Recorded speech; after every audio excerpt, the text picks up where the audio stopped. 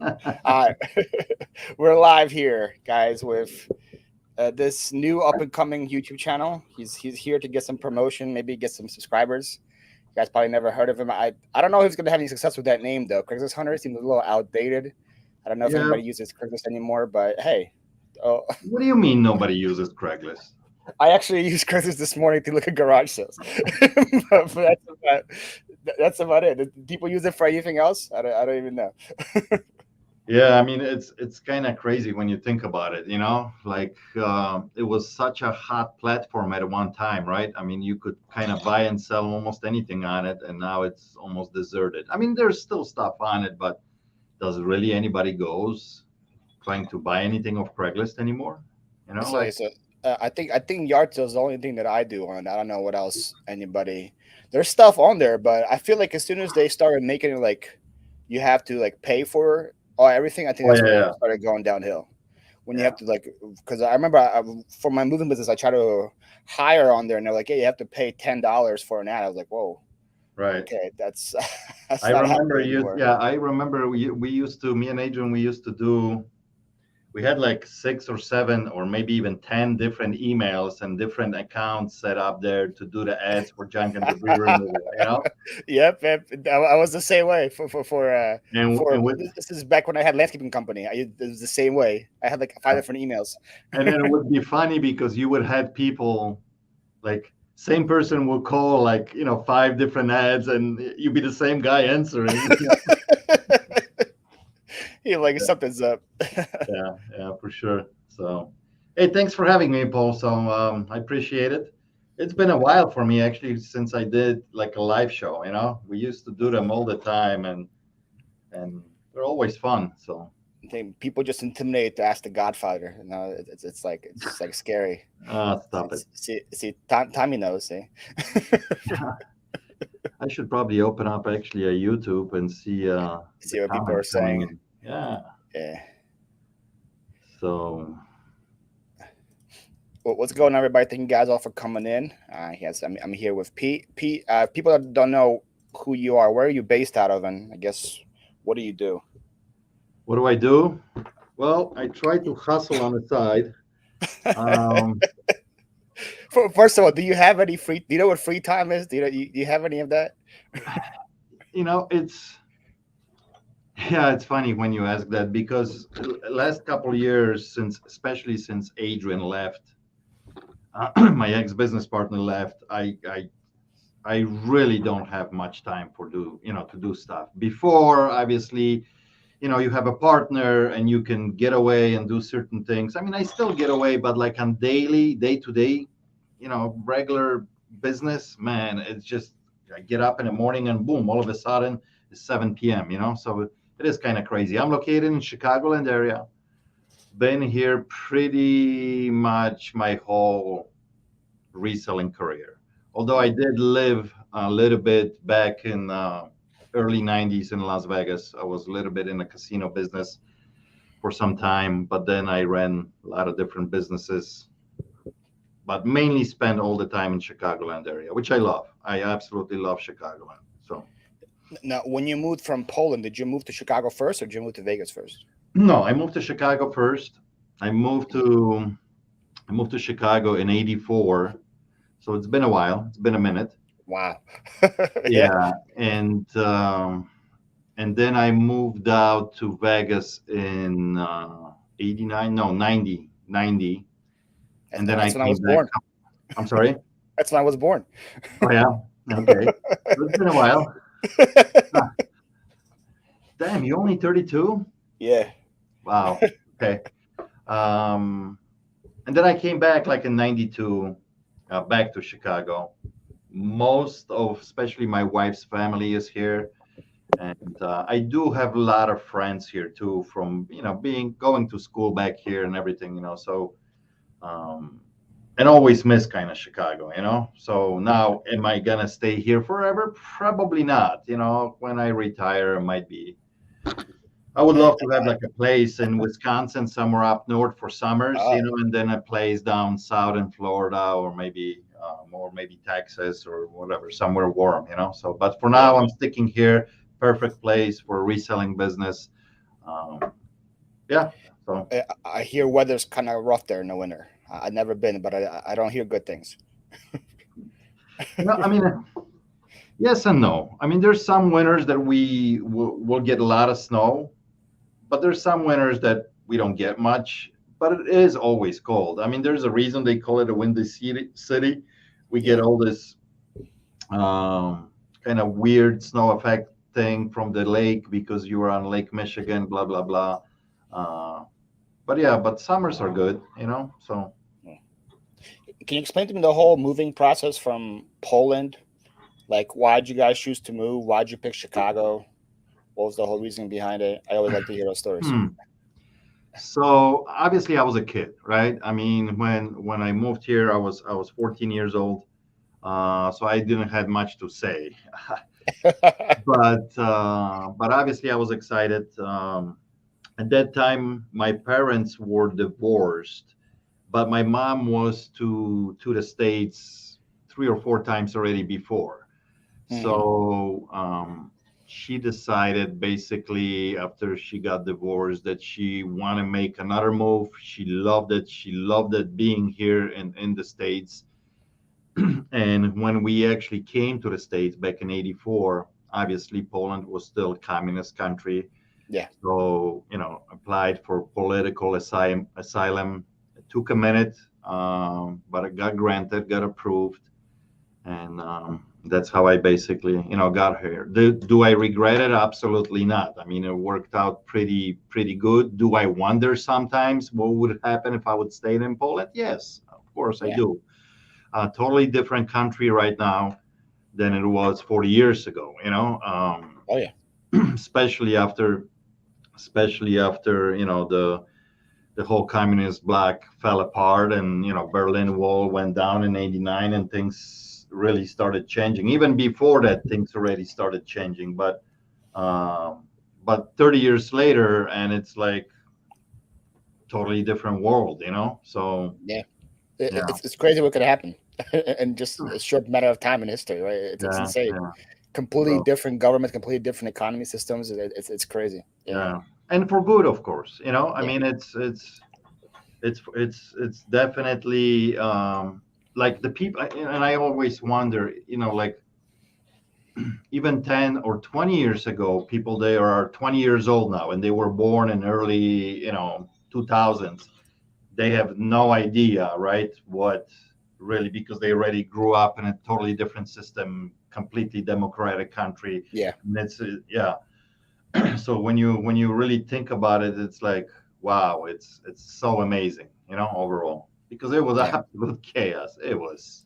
Yeah, well, even before communism, like during World War II, was chaos too, and then like Germany just Oh, like of course. And then on top just of it, obviously, yeah, Poland disappeared from map for 120 years, basically, because, it was taken apart from Hungary, Germany, Russia. Everybody chopped it up, and we disappeared basically from 1700, all the yeah, way to early 1900. So the transition, and it's the country has been around for 1,000 years, right? But it's yeah, been chopped up, and the borders moved so many times. It's insane. So it's good to see what's happening overall, within the last 20, 30 years. for sure.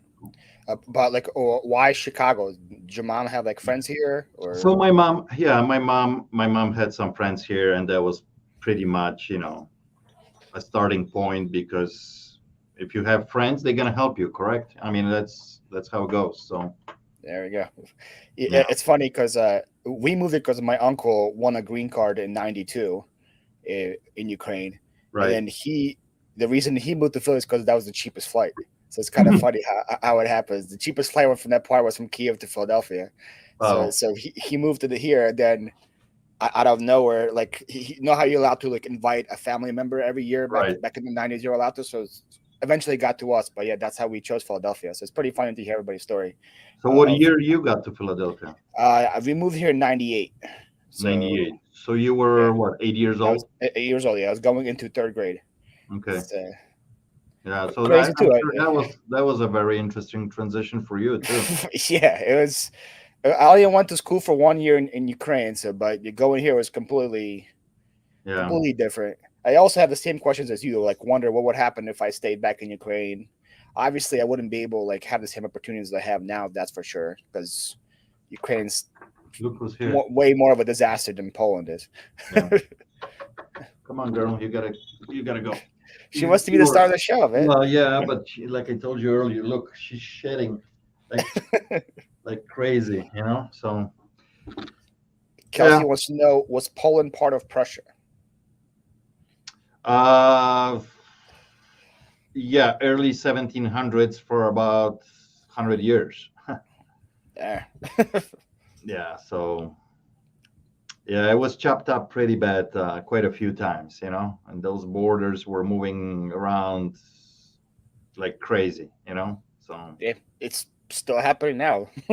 I know, Look at Ukraine now; they're trying to I chop that know, up again. So it's just people aren't satisfied with what they have. That's the problem. it's That's crazy. It's never the enough, biggest man. problem of it. Yeah. Tell me a little bit about your journey here. So you come here. Do you always envision like working for yourself when you're going to high school, when you're going to college? Did you always know you're going to work for yourself, or did you have some other plans? I mean, I think so. I mean, obviously, I was in a casino business for a little bit because you got to do something. You got to make some kind of money. You got to save up before you start doing stuff. But I always wanted to be entrepreneur. I always want to be a businessman. I ran quite a few businesses over the years. Some of them successful, some of them not so much. Um, but that's how it goes. I mean, if you want to work for yourself, you're taking chances. You're always taking chances and risks, and so I think overall it worked out pretty well. My wife, couple times, almost divorced me because of it, but she did stick around. She did stick around, and You then had a lot of faith, huh? um, actually, she did, believe it or not. So Uh, yeah, and I was able to raise two beautiful girls, you know, that I'm very proud of, and yeah, so I'm a very happy guy, happy camper right now. you think you're gonna stick with reselling, or you're gonna go into something else later on? No, I mean, I got a couple other ideas, but also associated with reselling. So now You should I've start been selling eBay courses. I think that's a good eBay idea. courses, yes. I hear you can make some good money though. I hear it's very frugal. You know, so and it's funny when you say that because like it never dries up if you selling them. Oh, there you have always new people want to get Oh into the yeah, business, right? for sure. Nonstop. It just the successful rate is pretty shitty because only about 5 to 10% really survive this business. But as long as they pay you, right? That doesn't matter. But I guess that's good for selling courses, you know. Yeah, there we go. So no, I'm seeing myself doing this probably till I retire, or even after you retire, you kind of still doing it if you enjoy it. You know, I enjoy this very, very much. I mean, it's a great gig. You learn every day. You meet people every day. Yeah, so it's fun. Ronnie wants to know where does he sign up for the eBay course. Oh my Ronnie, God, I think Ronnie, you have a chapter in there too. You could partner with Ronnie. You can do half about clothes. You can do the other half. Ronnie, I would like to see some videos from you, Ronnie. Uh, Even the quiet ones that you just sit by the beach and talk. It doesn't have to be about the business. so, So. what do you do for fun when you have a chance to? Well, I'm obviously pretty crazy about fishing. That's my hobby. It's always been. Um, I think a and lot of and I, Eastern Europeans are. I know my whole family is into fishing too, so yeah. it's So and I do all kinds of trips all over the place. I used to do a lot of fly fishing too, but I can't anymore. I had a bad accident back in 2008, um, which I have like two plates and 16 screws basically holding my foot together. oof. So when I used to fly fish, you get into the water, you put on waders, and you going up and down the rivers, and I can't do that anymore especially if it's in a cold water too. So my food gives up on me really, really quickly. So now it's more fishing, either shore fishing or on a boat. I have a boat. I enjoy that very much. But I'm gonna tell you one thing. Since Adrian left, I've been so busy.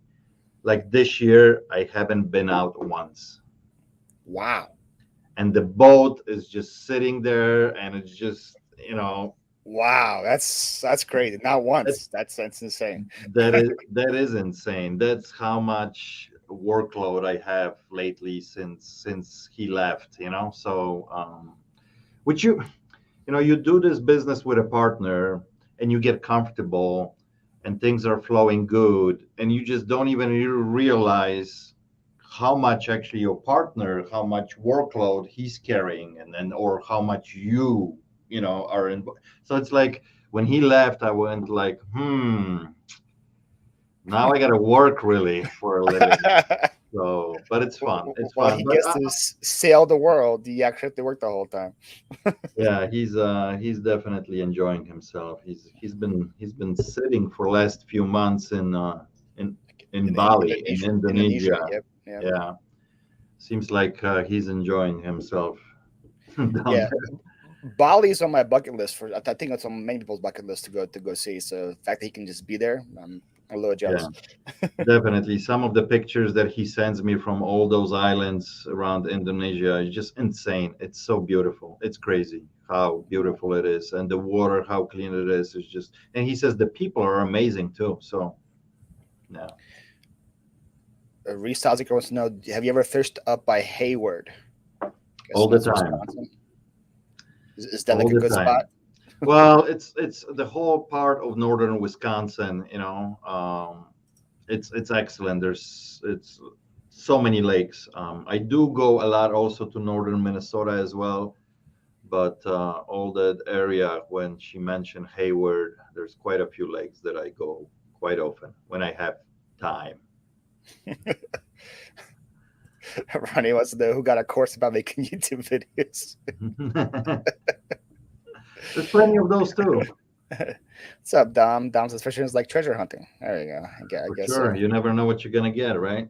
Yeah, if you could get fish, around here is more like snapping turtles than fish. So once I catch those way more than I catch something good. Yeah. So I hear you thinking maybe to move from Philadelphia, huh? You mentioned that earlier. Yeah, that's maybe. Maybe. What's maybe I'll probably say right now it's 75% Okay. now, and then it's going to keep going unless something crazy happens. But yeah, Yeah. not to Now, Chicago though. right. But you've been most of the time you spend right in Philadelphia area for the last Uh, whatever 20 some yeah, years. like since we moved here from Ukraine, I probably moved 3 or 4 times, but in the same county, like 3 miles one way, 2 miles another Okay. way. Never really left the county where I Right. live. And yes, this is might be a big move. Well, that's good. Yeah, Change is good. not California, Courtney. Definitely not moving to California. No offense. Now, California is beautiful, but it's so damn freaking expensive. It's Yeah, insane. Yeah. I just see the pictures of like gas being close to like $7 or something. And I'm like, yeah, that's my average sale price of an item, man. I can't be selling an item to get a gallon of gas. So yeah, but like especially the Northern California, I love that. Or even farther north, Oregon. I mean, that's the whole coastline is so beautiful. But it's so damn freaking expensive. So, but I guess depends what you want from out of life. Right. So. Is Illinois more like on like the average part, or is it an expensive state too? So I mean, Chicago itself is not the cheapest, but it's not exactly New York or San Francisco. You know what I mean? Yeah, Definitely cheaper cost of living. Um, the gas was around here. I think in Chicago it hit the highest. It was like 5.80, almost $6. Suburbs was like five something. Of course, it come down now, but in housing, of course, housing exploded everywhere. So yeah. I did. In Montana, it probably exploded too. Like, no, I yeah, don't think it matters where you were. but I think The it's housing still market's crazy. relatively inexpensive. Midwest is, but like my daughter recently moved to Cleveland, and Good. You let her do that? well, work related. So, but I was actually kind of blown away how much you can get in Cleveland. Like Oh, money really? goes a long way, and the city. Last time I was in Cleveland, it was like when I was still like a kid, like a teenager, 85 or 86, and I haven't been to Cleveland for so many years. I was kind of blown away. How great is that city? Yeah. That's a fun little city. Everything is ever. I mean, it's a small town overall, so it's easy to get. I mean, there's no much traffic. Easy to get from one side to another. Um, got a couple decent sport teams. So Decent is giving them too much credit, but yeah. hey, you know, Well, I guess if you compare it to the Bears, almost anybody's decent right now. Right. hey, easy now. They won yesterday, Hey, preseason game, but they won. I got this. I'm gonna back up my whole life, man. I only need Yeah, one. Were you in the states when the Bear won it? No, I don't. I don't think you were here yet. 85. Yeah, I was here in Yeah. '84. Yeah. Oh, so did you know what football was yet then, or no? So I actually did not enjoy that Super Bowl because I had no idea what football was all about. Yeah. I mean, I just got here, just learned basically the game, and it was first time introduced to it. And same thing with baseball, and it's like, what the hell is going on? And they called it football, and nobody plays with their feet. Yep. You know? Yeah, but now I love it. I absolutely love. I'm a hardcore Chicago Bears fan. Yeah, for sure. You have like penthouse season tickets, right? I wish. So I try to get out at least once a year and go to the game. Yeah. Gotcha. So I always wondered about your business because I'm trying to grow it kind of similar to yours. When did you find out was the right time to like start hiring help? Uh, it's a good question, but here's the thing. If you want to concentrate and grow the business, you have to have help. There's just bottom line, you got to have help. You can't do everything yourself. It's just impossible. Especially when you want to go. I'm not gonna say big, but if you want to go, um, maybe open a storefront or have a decent sized warehouse, it's just not enough time in a day to do everything. If you got the right connections, you're gonna be sourcing all the time, and that's your main goal is sourcing and Yep. finding the stuff. And then you gotta have people helping you doing the rest. If it's not, it might be not even just. Of course, listing is a big part, but then if you got a lot listed, everything comes to play. Somebody's got to pack this, some got to ship. It's just lots of stuff is Or just involved. like So testing the stuff that you buy, especially for like electronics, clean that stuff. That all yeah. is very time consuming as well. So I think if you are,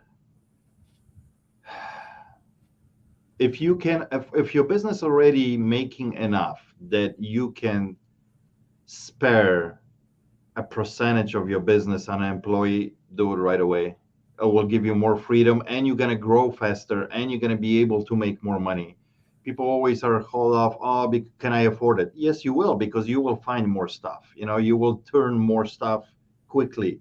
So yeah, it just the hardest part is finding the right people. So, That's the issue for me. Is like I'm on my fifth or sixth helper in the last year now. And yeah. the first couple is they were too good and they learned they can make way more for working by themselves. So they both left and started their own thing, started their own reselling thing. Yeah, and that's always, a little problem. But see, you gotta you gotta pay them well, first of all. If you're making money, Yeah. you gotta take care of your employees. You have to pay them well so they stick around and they don't have the urge, to go and do their own thing. Don't get me wrong, you're always gonna have people that will think and I'm like, oh, maybe I can do this on my own. Uh, but if the communication is there and if you pay them good enough, they'll stick around. Yeah. I mean, look at most of my employees that are with me, they've been with me for years. You know what I mean? Yeah. So if you take care of them, and I at the beginning, excuse me, at the beginning, I went to quite a few people too, especially not so much in the storefront, but like in the listing department when you know things are being put up on eBay. People need to understand what you want from them. Yeah. They got to be efficient enough, and you got to pay them well enough to that they stick around. So lots of people try different ways of doing it. Some people pay commission, some people pay a little bit hourly and commission, some Yeah. people pay strictly by the listing. You know, there's a lot of different things. I try them all. Um, if you want quality listings, and I think if you want stuff done correctly, so there's no cutting corners, um, you got to pay hourly. Too Yeah. much pressure. People are skipping things when they're working on a commission. Yeah. It's It makes it's sense. tough, but here's the thing: you got to figure out what sells for you to make that money Back. enough to cover Yeah. everything. You know what I mean? You can't if you have employees, you can't be selling items for 7.99. I'm sorry. Oh man. So To get a new business model. mm, Here's Dusty question though. Best tips for being a good boss that's harder than just hiring. listen to your employees. Listen their input, what they have to say too. Don't think that you always know everything and you like that you are the guy who's 100% right all the time because you're not. You Yeah. don't know everything, and sometimes the advice that you will take from your people, you'll be surprised how good it is. You know, they see sometimes things from a different perspective. Of course, you as an owner, you always gonna try to do everything the best, and you know you're gonna push yourself. Uh, and sometimes you skip and don't see things that are important. You know, so listen to your employees. Um, what else? Being good boss. Take care of your employees.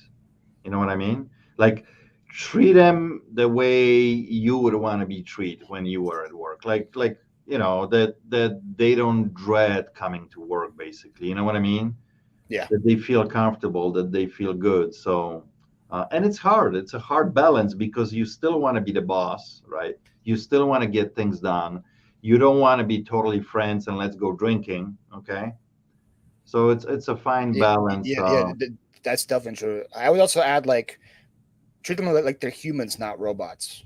That's the one thing I always Exactly. like when people say, "Hey, sorry, I can't come in," or whatever. Don't just get angry. Like, okay, yeah, you're a human being. Something came up. Like, no, we'll work around it. Like, Right. I feel like that goes a long way too. And then just 100% like, because I tell you, like I don't have any kind of policy that I worked in a few different jobs that you know they always have okay three strikes and you out, or they write you up for this or this and this. Okay, you've been late three times, boom, you're gone. Or you know, you call one more time, you call in one more time, and you're done, or whatever, or you yeah, suspended. Here, I always have a different thing, a different approach. Like you just said, things happen, things come up, life, or even simple stuff.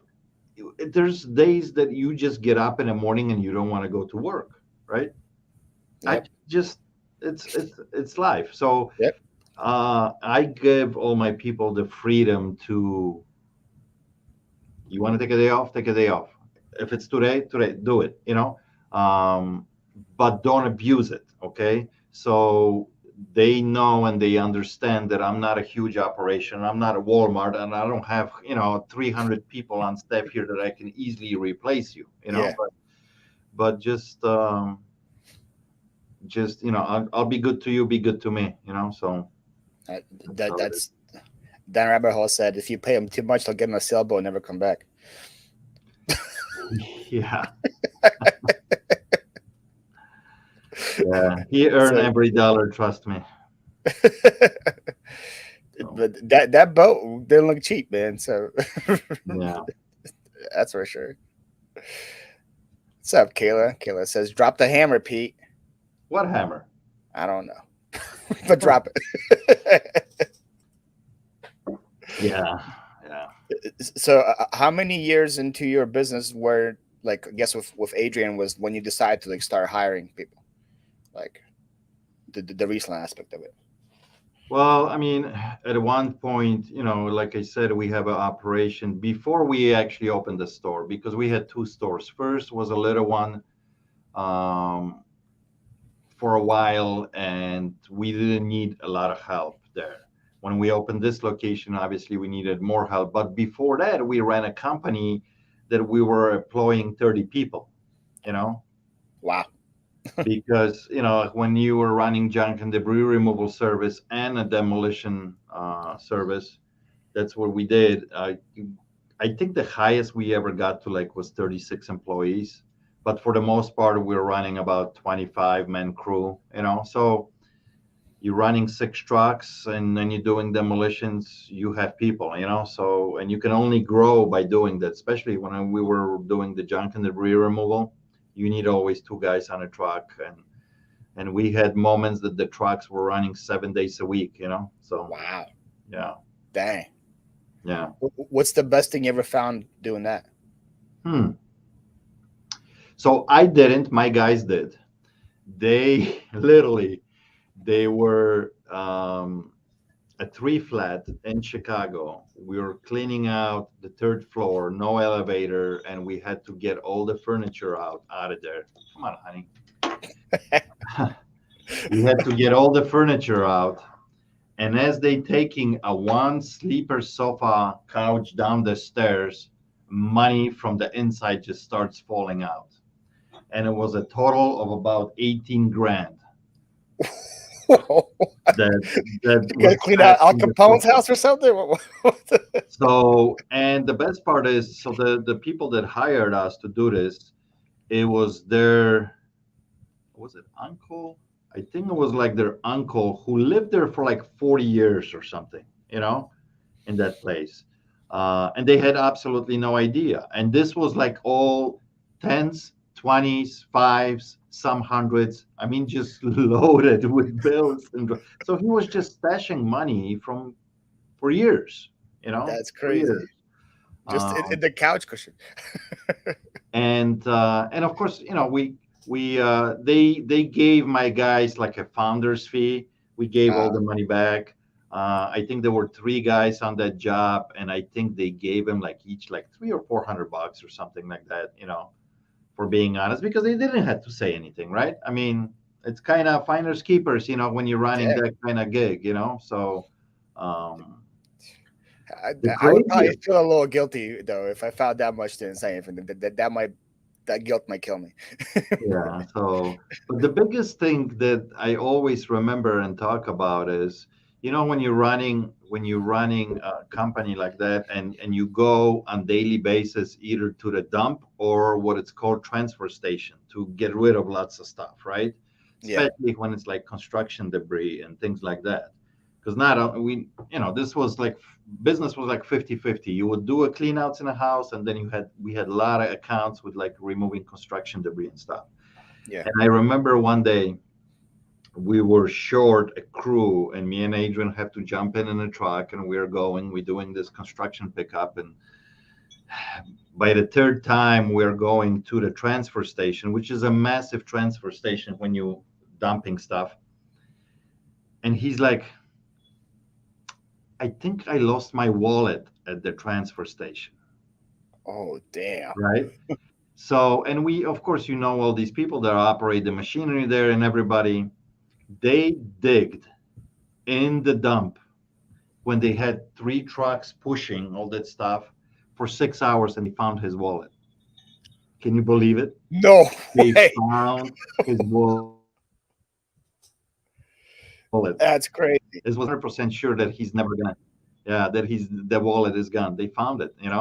And I think he told the guys when they were looking there, he says, whatever I have in a wallet, whoever finds it, whatever it's in it, it's yours. And he says, I think I have like a couple $100. He actually had like $600. Right?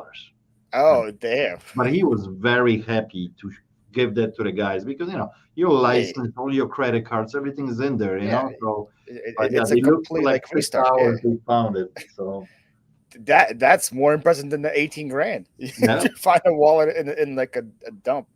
Because if I'm thinking like what we have here, it's kind of like like our like dumps are kind of it's kind of like a landfill, kind of like a main landfill where yeah. So we dump it in a huge area, then like a bulldozer comes, takes it, then takes it to like a bigger spot. But yeah. that So hole is huge. but if that would happen in a place like that or at the real dump, when you have automatically machines pushing everything Yeah. everywhere and those big bulldozers with those Hmm. huge steel wheels that crush everything, when they would never fight it. But a transfer station is usually like a square building when guys come like us dump and it just keeps get pushing against the wall till it's ready to be loaded into the truck. Oh, okay. So that's they were able to that's why they were able to recover it. Otherwise, forget it. That's So crazy. anyway, we're talking some goofy stuff now. Speaking of goofy stuff, Colin gave me $2 to ask you: is it a mistake to hire paisans? Paisans. Krillin, where you been? I haven't seen you anywhere. You still alive? Is your offer to him still stand to buy him out? Oh I man. can't believe he said no to you, man. That was a good deal. Yeah. You probably would have found some money hidden over there somewhere too. If you sent some guys to clean out Krillin's spot, there's probably some dollar bills hiding somewhere. He finds some amazing stuff, man. Yeah. So, what do you mainly look for? What's your cup of tea? I don't care. I legit like anything that makes me money. I'm cool with.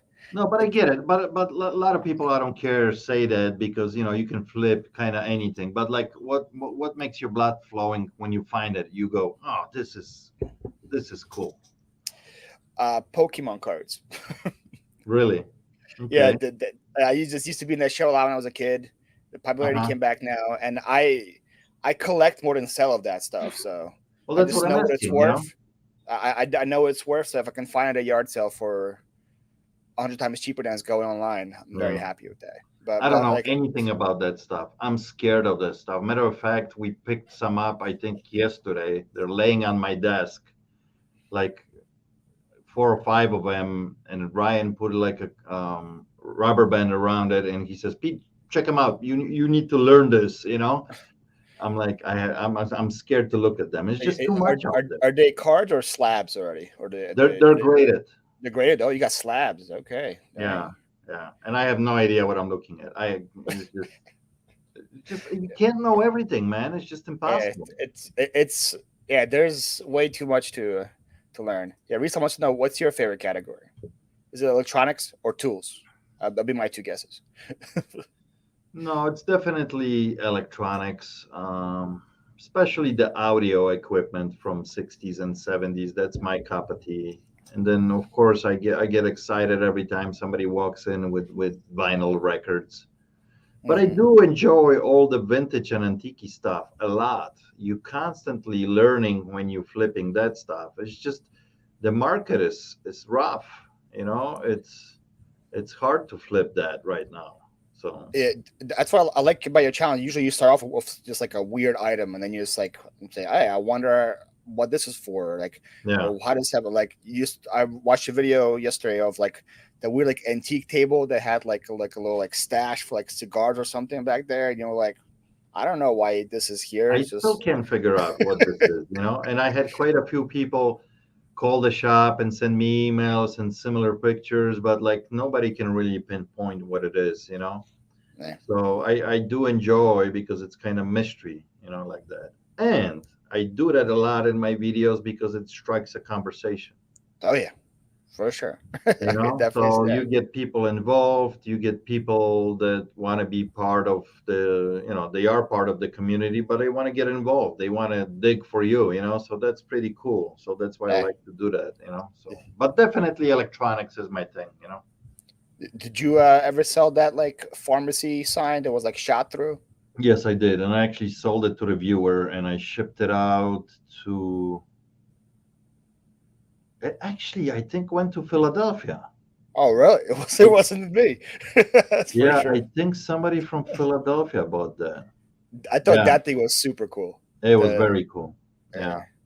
So it just like what you just said, like, you wonder like what happened here. Like, mm, like I guess the bullet didn't go all the way through or whatever. It's just pretty unique. yeah. So and see that's the other thing. I like to show off these things because it's part of the business. And believe it or not, I got enough viewership that I wouldn't say 90, but 75 to 80% of the things that are cool and I show off, they sell from the video. You know what I mean? Yeah, People reach out and so it's one good, advertising kind of for way sure. of selling things, especially if they're cool and unique, unusual. So yeah, Uh, Talk to me a little bit about that Purple Heart search. that was Um, fun. That yeah, was fun that I almost gave up on that. Because the more we got deeper into it and started digging and there was no results, it was yeah, it was like a lot of dead ends from yeah. all your videos. It was like, oh, nope, that's nothing. That was nothing. But I'm looking at my phone because guess who just messaged me? Adrian is asking, hey, do you have a minute to talk? you want to bring him on the show? Oh, that's funny. I wonder um, what time is it in Indonesia now? I don't even know. so I think he's 11 hours ahead, Okay, so it's so it's early morning there, yeah. something like that. Is he planning on ever coming back, or is he just gonna I, sail until he dies? I believe so. I think I last time we spoke, he said he's thinking another year before he gets back to the States. So he's been out and sailing for over a year now, and he thinks another year, before he'll be done with it. So let me just respond to him here really quick, and No, bro. I'll say hi to everybody that's here since I've been ignoring the chat the whole time. I apologize, guys. What's happened, everybody? Thank you guys all for being here. It's too many names to name, but I appreciate you guys here. If you guys have any questions for Pete, just write them in with a question mark. I'll spot it. If it's a good question, I'll ask it. If it's a bad question, I'll ignore it. It's as simple as that. Do you communicate with Adrian in English or Polish? so I'm writing right now in Polish. Ah, Yeah, but my dad kept trying to teach me that, but like I really don't know much. um, it's funny because even with my wife, like if you would listen to us, like half it's Polish, half English, it's strange. And especially when my girls come in, then it's like they both speak Polish, but we will talk to them in Polish, they will answer in English. It's funny. It's just That's kind of high up with my parents. yeah. Yeah. So So Kyle says, Pete, your videos are top notch. The camera work is freaking awesome. oh, I appreciate that. Thank you very much. So I recently see even for that I hired a cameraman that shoots about 50% of the video. Hmm. What I mean by that, so when I brought him on board beginning of the year, this was back in January, we tried something else. I wanted to film more interactions. I had like three cameras set up, one stationary, one would be on me, and then he would be the cameraman moving and filming the interactions and doing a close up. Oh boy, that didn't go well at all. Yeah, I remember the comments in that video was Not, pretty brutal. but not even the comments, but the actual people that we tried to film. Oh yeah, Um, dude. it, Not a it, fan. well, what was happening? They immediately, when they see a cameraman and they see more than one camera, they think something is happening and they think they have to be an actor and they start acting. I swear to God, every Uh, one of them. It's like it's different. It's not natural. And of course, 95% of these people are not actors, so it comes off yeah. very awkward. Um, so we had to put a kibosh to this really, really quick. And of course, people also in comments and viewers notice the change right away too, and that didn't feel good because it wasn't real anymore. You know what I mean? Yeah. So that's why I'm saying 50% of stuff is shot by him, which is mainly he does a lot of B-roll, or if I'm just interacting with viewers and talking to the camera, that's with him. But my interactions with the customers, there's only one camera set to the side. It's still in plain view, but most people are not. It's not in their face. Yeah. It's a little bit farther. It's zoomed in enough that it catches everything, but it's not in their face. And a lot of times they don't even know a lot of times that it's rolling. So they're Hmm. acting normally. Yeah. Now I do have lots of regulars that know about the channel. Most people actually around here know about the channel. I got it blasted all over my store up front. Check us out on YouTube, blah, blah, blah. So they know that I'm filming and rolling here.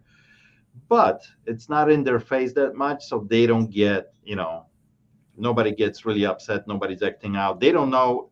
And they sometimes even ask, hey, did you just shut this transaction? I'm like, no, I was enrolling. Or I will tell them, yes, we just shut that. And I'm like, are you okay? Everything was good? And yeah, yeah, yeah, yeah. For most part, 90% of the people are happy to be on it. Yeah. So That's very definitely rarely, understandable. Yeah. very rarely I'll have somebody tell me no, don't do it. So Now, if they say no, don't do it, but it's a good interaction. Can you just blur their face, or do you not no, do I it? just don't do it. You just don't do it. Simple. Yeah. Yeah, I mean, for all the videos that I have out there, I think I had to take like three down, Oh, okay. because first they were okay, and then they saw themselves later on, and they said, "No, I didn't like myself," or "I said something stupid." No, no, no, no, take Oh, me man. off. And I respect that. No Yeah. problem. I'll take you off. So, but for the most part, people are cool. You know. So, like, does the camera on the whole day, or do you just like know, like, oh, this guy's coming in, he probably gonna have something good, and let me hit record, or does it just like on sporadically? So two things happen. So I either have people that already dealt with me a few times and they know that I could potentially record, and I Hmm. flat out will ask them after they'll bring the stuff. Hey, before we start dealing and looking any of this stuff up and doing anything here, are you okay for me turning the camera on? And most of the time is yes. And then there's another part that I would like to turn it on secretly. If it's a character, if it's Hmm. somebody different or something interesting or weird or unusual, because I want that true interaction. Okay. I Hmm. don't want them to know that I'm filming. So usually what happens if they bring something, I usually will tell them, hey, let me do some research about this. You go roam around the shop. That gives me enough time to turn the camera on, get everything set, and then they come back a couple minutes later and it's already rolling. You should have So like an emergency record button under the desk that you just press. It just starts filming. yeah, I actually thought about that. I actually thought about that. But then there's a couple other things. You got to turn on the microphones, blah blah. Yeah, yeah, It's like, it's for yeah, sure. and you want to be you don't want to have a mistake. You want to know that it's rolling. You know what I mean? So, but yeah, that's the two ways that we record. So, and then after it's done recording, even if it was secretly recorded, then I tell them, okay, hey, Mhm. whatever we did here, uh, it was recorded. I would like to use this footage on my channel. Are you okay with it? And 90% of the time they say yes. Plus, Yeah, I got signs all over the store saying that at any given moment, any transaction can be recorded and used on our YouTube channel. And if you yeah, have any problem with it, please let manager know and blah blah blah. yeah. So pretty open, about it. So That's pretty good. That way, you pretty much avoid a lot of dead footage. Like that's what I was like worried about. Like if you have it on the whole day, then you have to like that's the worst No, part for me. crazy. Like when I go to yard sales and there's like a whole day full of yard sale footage, there's only like 20 minutes that's worth of it, and I have to just fast forward through everything. It's annoying. Yeah, So I know the that I was a feeling. lot smarter. I know the feeling. I used to do the yard sales, videos back in the day. I don't think anybody was doing them when I was doing them like 6, 7 years ago. There was nobody even thinking about that. And I was the obnoxious guy that I didn't hide my GoPro on a chest or down here or on a head or anything. I would be going with a big ass camera like Casey Neistat right in the garage sale. And everybody would see it. I mean, I'd be like, hey, listen, I'm looking for treasure and I'm filming my journey. Are you okay? 90% of the people said no problem. Yeah, So, that's yeah. pretty funny. So, Danica wants to know how's Anna. and that's great. And that's doing fantastic. Thanks for asking. Appreciate it. And then For Derek those wants to of, know what do sorry, you for like? those of Yeah, you who don't know who Anna is, of course, that's my wife. yes. If you guys went to the rally, you had a chance to meet Peter or Anna. Awesome peeps. Uh, Before we get to Derek's question, did you meet Anna in the States? Did you Yes. meet her here? So is there like a big Polish community in Chicago? Very big. Used to be, not as much anymore, but it used to be. There was almost over 1 million Poles living in Chicago. And you guess you met Adrian in the States too, right? And Yes, yes, I did. wow, so that's crazy. That's a big community. Yeah, Is there like yeah. a Polish part of Chicago? Because I know there's like a Ukrainian village in Chicago. So Yes. So there used to be extremely big community in Chicago. Now it's not that big anymore, and but there's still quite a few like Polish stores and delis and things like that, and a couple bars. But it's no near like it used to be back in 80s and 90s.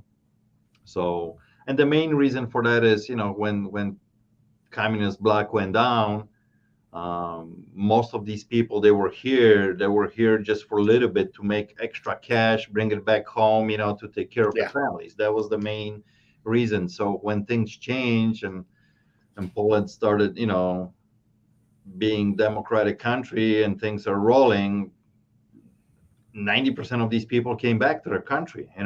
So, that makes sense. but there's still probably good, I don't know, maybe 100,000 Polacks living in Chicagoland area. So it's still good amount.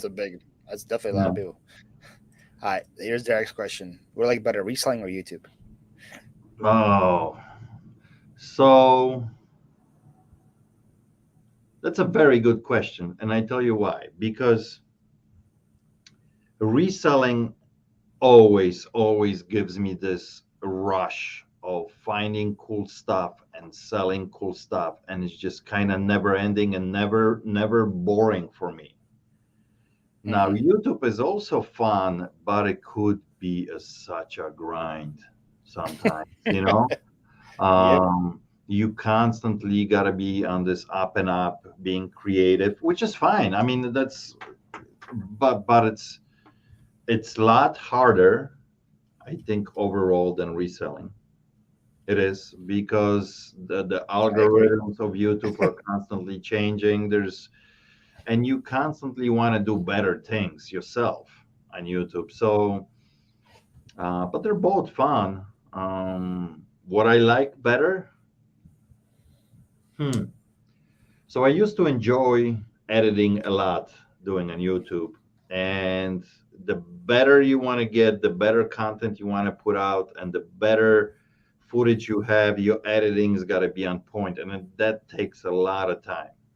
As you know, you do the videos yourself, and anybody that just does simple clips like shorts that you're talking, blah, blah, blah, do boom, done. That's different ballgame. But if you want to put out a decent 15, 20-minute video, and you have hours of footage and you trying to get the good 15 minutes out of it, it's a lot of work.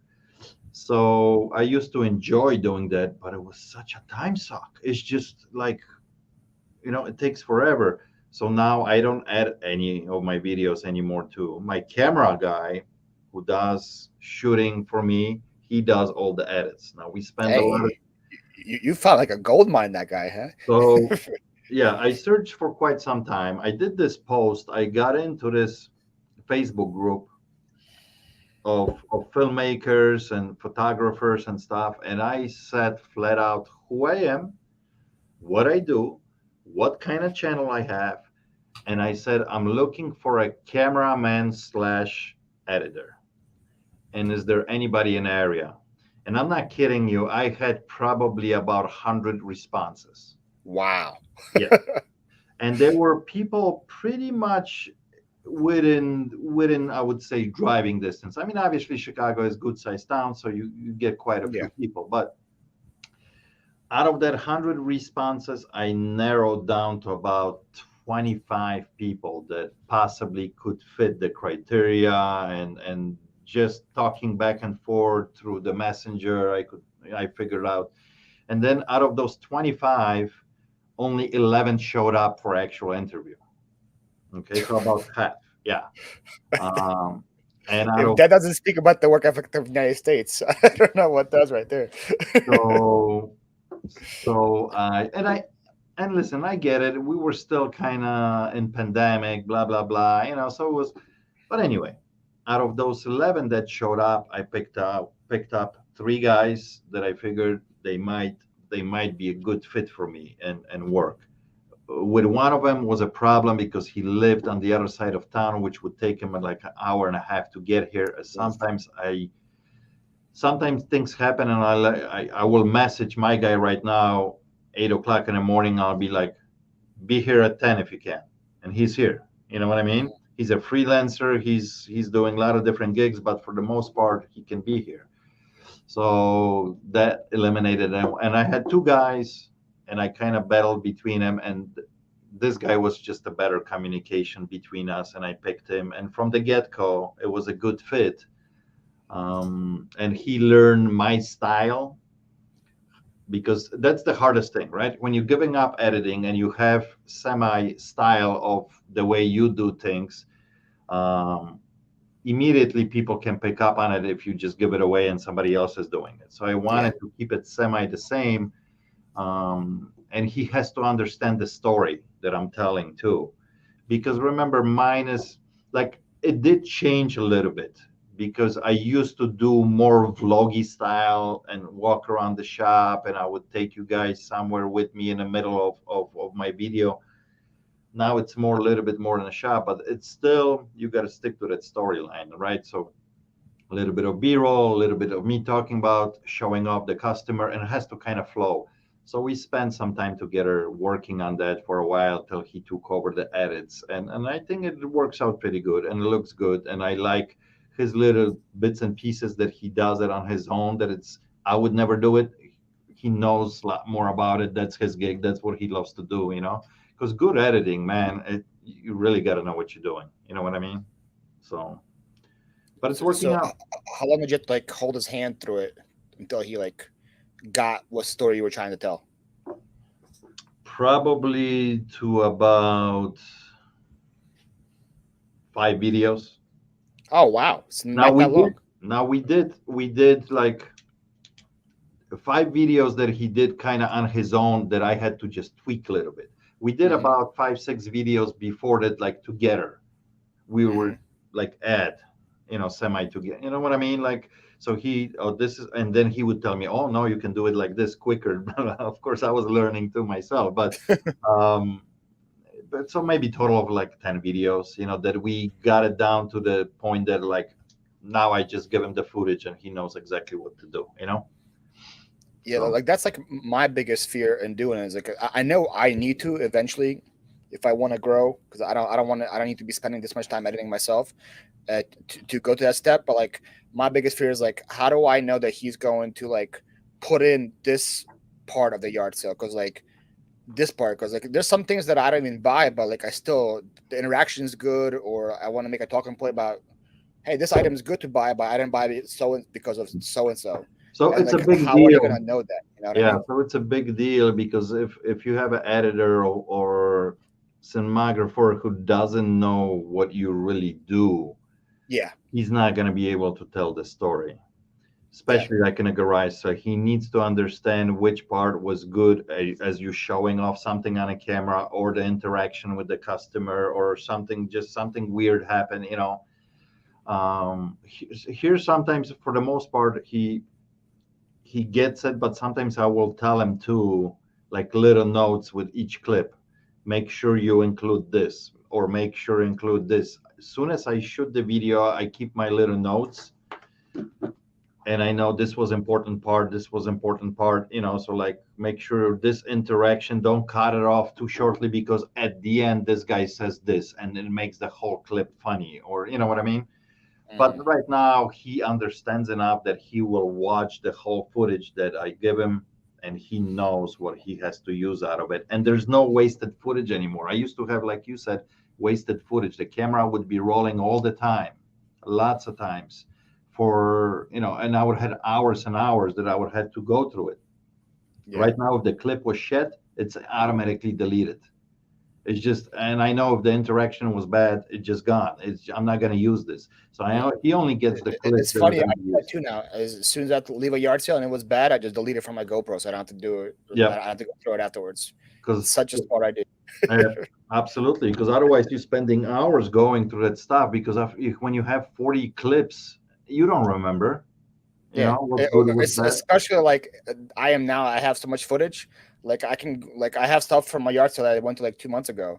Like if I have no clue what I did that day or what I bought, so Yeah, like I spent all this time watching it. I'm like, oh gosh, yeah, yeah. So I mean, for me, it's a little bit different because, right, if the interaction is happening, I can make a decision right there and then if it was good yeah, or not. But um, it's harder and harder to meet, like, film, like, interesting stuff or characters, because you always want to be like up and up. You want a better clip, right? You don't want to. I mean, I could film all freaking day, but I don't want to show people selling me a DeWalt drill. There's nothing exciting about it. So if he is selling me DeWalt drill, he better be a good character or weird or something. Or if he's just a regular Joe, maybe not exciting, but he's selling me an awesome thing. So it's yeah. harder and harder to find those interactions that they're like, yes, this is a good footage that I want to use. So like in the span of a week, how much videos do you think you have from the shop? So like this week was absolutely horrible. I wanted to put out enough recording for 3 videos, and I don't even have enough recording for one video. Oh wow, dang. So it just tells you that there was not enough interesting content to be put Yeah, out there. It's just like I have to choose, and then I don't want to come up like just with the BS stupid shit no, too, that like I wanted to keep it as real as possible. So yeah, that like those videos, because I watch a lot of up and comers right now do that, or they're like, this is the real side of reselling, and they go through 5 yard sales and they'll buy anything, and I'm like, why'd you put that out? like, yeah, who are you trying? Like nobody's gonna want to watch you after that. It just makes no sense. yeah. And I think it's harder, especially with the estates, or well, not many people do estates anymore because most of these people got upset filming, blah blah blah. But like the garage sales, I think there's quite a few people doing it now, so there's lots of I, footage. I think me and Kayla sit down one day, I try to count it. I think there's like thousands. I think there's thousands of reselling channels out there. So it's It's it's insane. crazy, and you have to think about that, because remember, the more you saturate the market, eventually it dwindles away, because Hmm. either people get bored with it, or it's just too much out there. So it's a very unique niche to be in, but at the same time, um, only few good ones will make it, right? Like, so it's a tough one. It's a Yeah. tough one. I don't know Well, how long that niche is gonna stay around on YouTube, just like everything else. Just I remember what's his name, and I love him.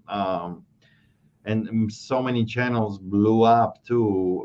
Taco Stacks, doing his picking, Or is like a scrap junk scrap finding. Yep. scrap / junk trash picking, and so many channels blew up, and then now it's hard to get views. Same thing with dumpster diving, Yep. so many channels blew up doing that, and now they're not getting views because market just fills up, and there's so much content out there like that, and people get bored.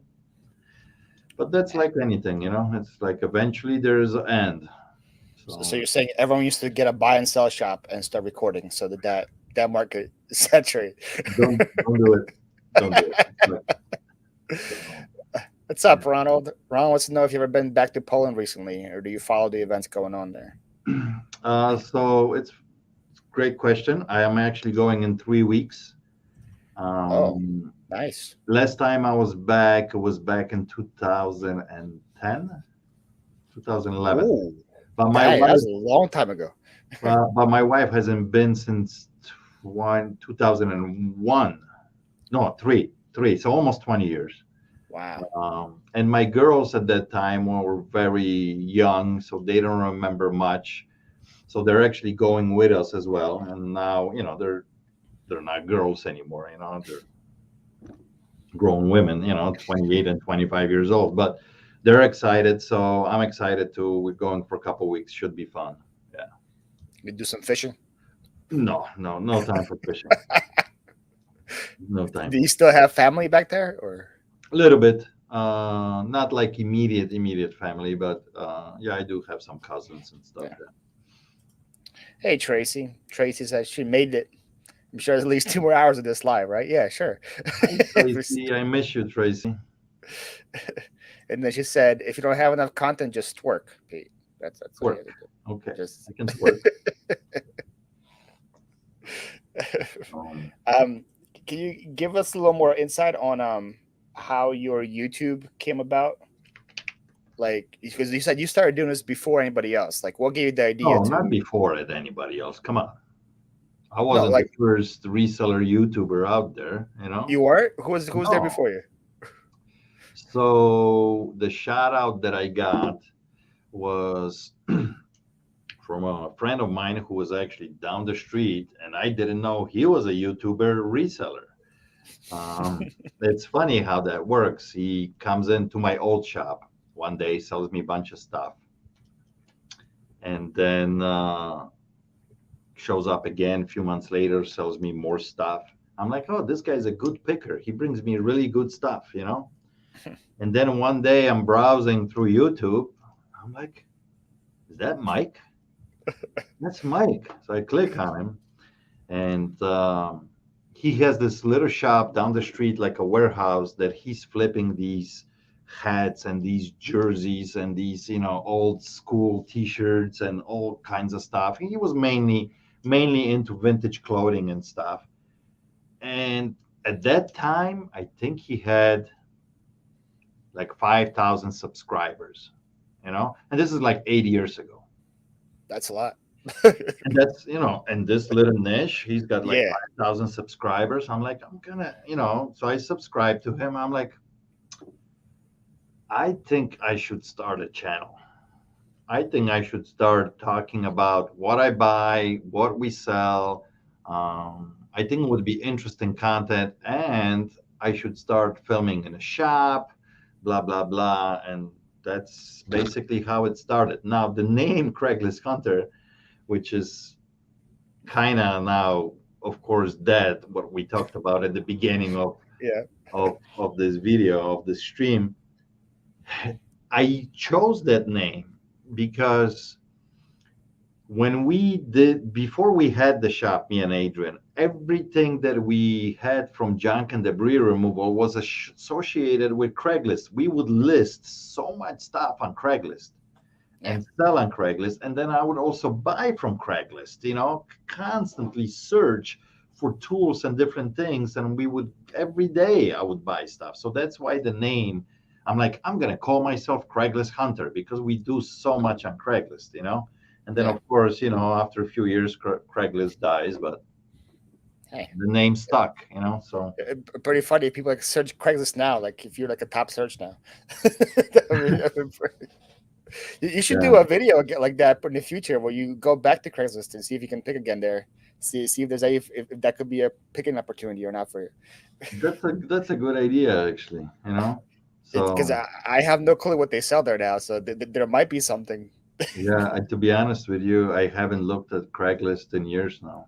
I Oh don't yeah, know. It's all Facebook Marketplace. 90% of the time. So yeah. I use Facebook and I use Next. You ever use Nextdoor?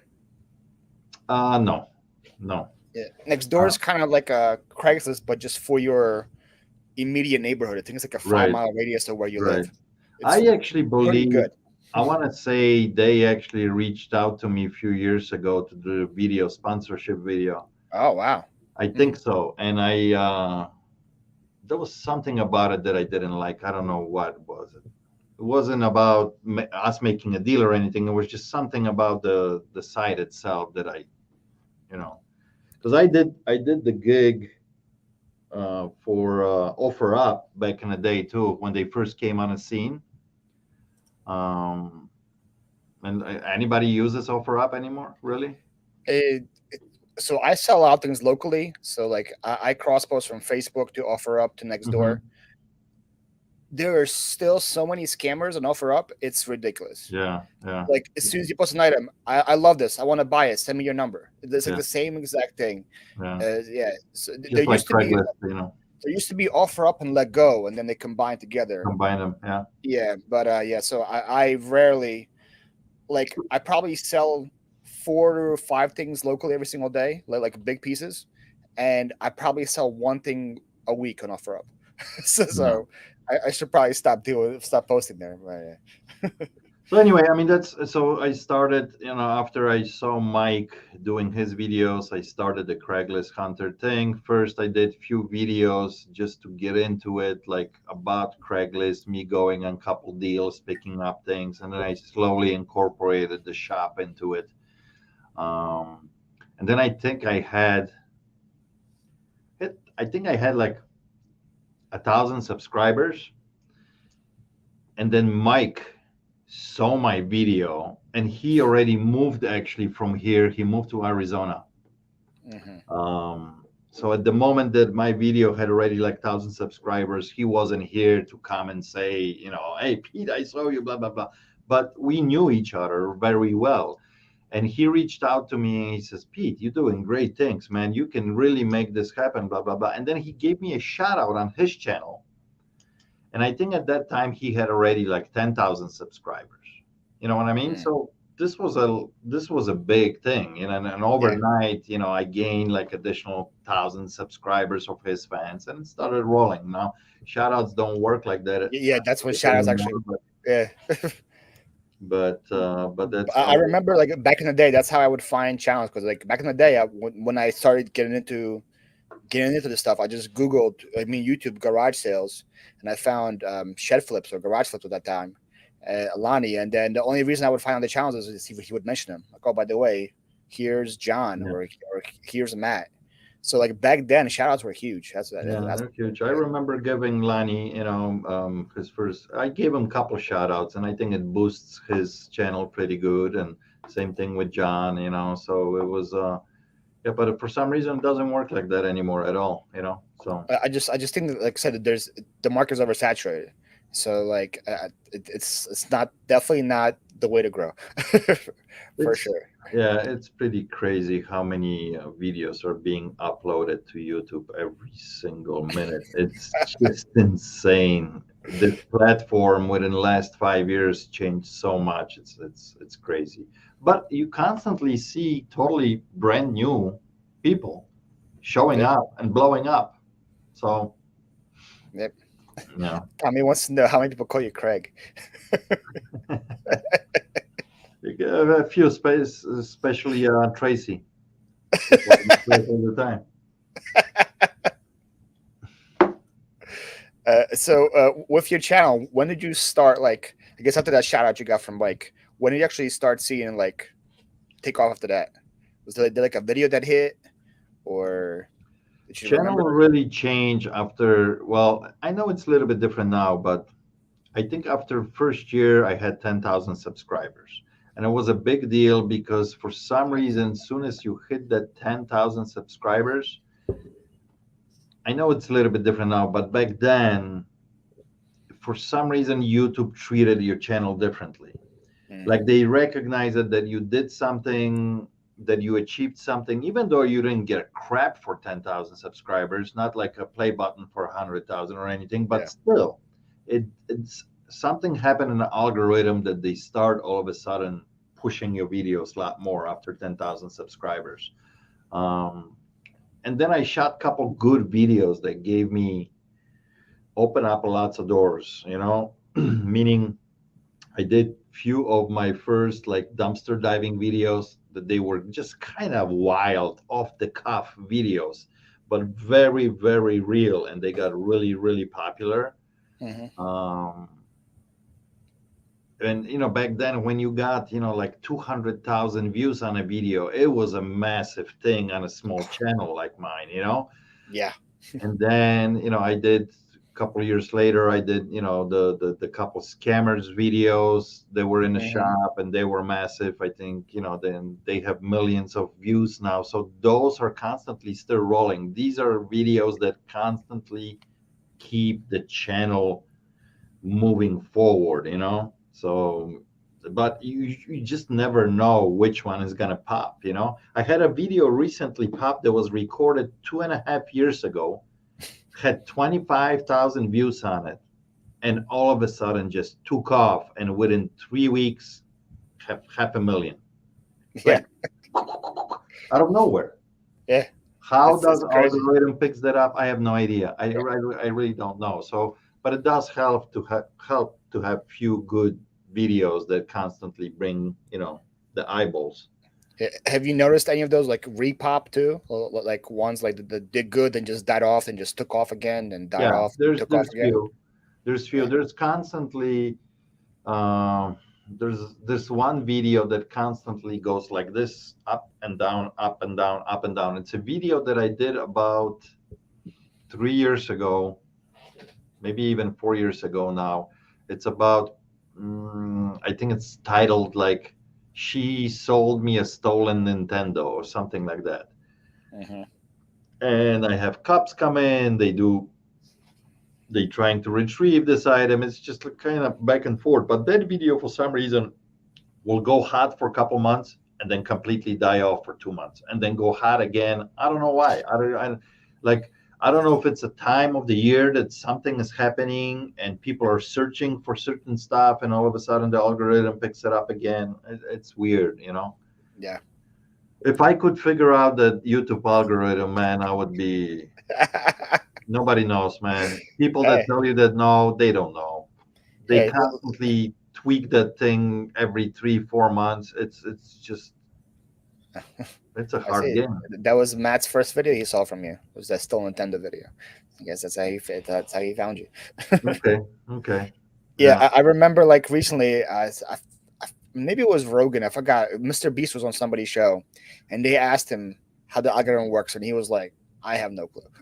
And it was Mr. Beast. yeah. So like, figured if he can't really give you like an exact answer, I don't think anybody knows.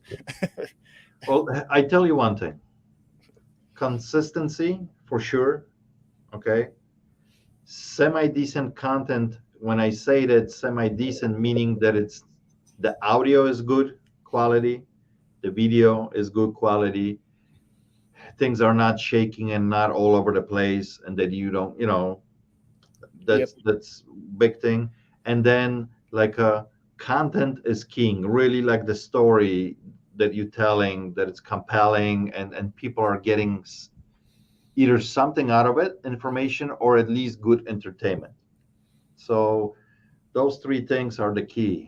But consistent, people give up too quickly. So, and it's a grind, a lot Yeah. of times it's a grind. So I mean I spent almost 2 years at 200 subscribers. So I definitely know about that. exactly. you know so Yeah.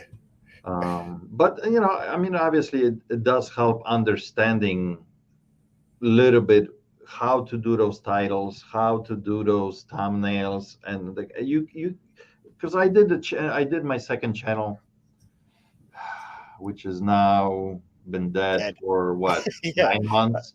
yeah. I It haven't was an seen experiment. It was an you experiment. got it to like 10,000 almost, right? Right. So this was the thing. I wanted to see if I can take a channel from nowhere without really giving it much shout out on my main channel about it. Yeah, I think I only mentioned really once on that channel that I'm doing something else, um, which was filmed actually in this room because I couldn't do I couldn't do my interviews in here because pandemic hit. We were shutting down, blah blah blah. So I'm like, okay, I'm gonna use this room to talk about stuff, and it grew within 6 months to 10,000 subscribers. I did what I wanted to do with it. I wanted to see if there's a need for that type of content, and I figured that there's not, and I put a kibosh on it.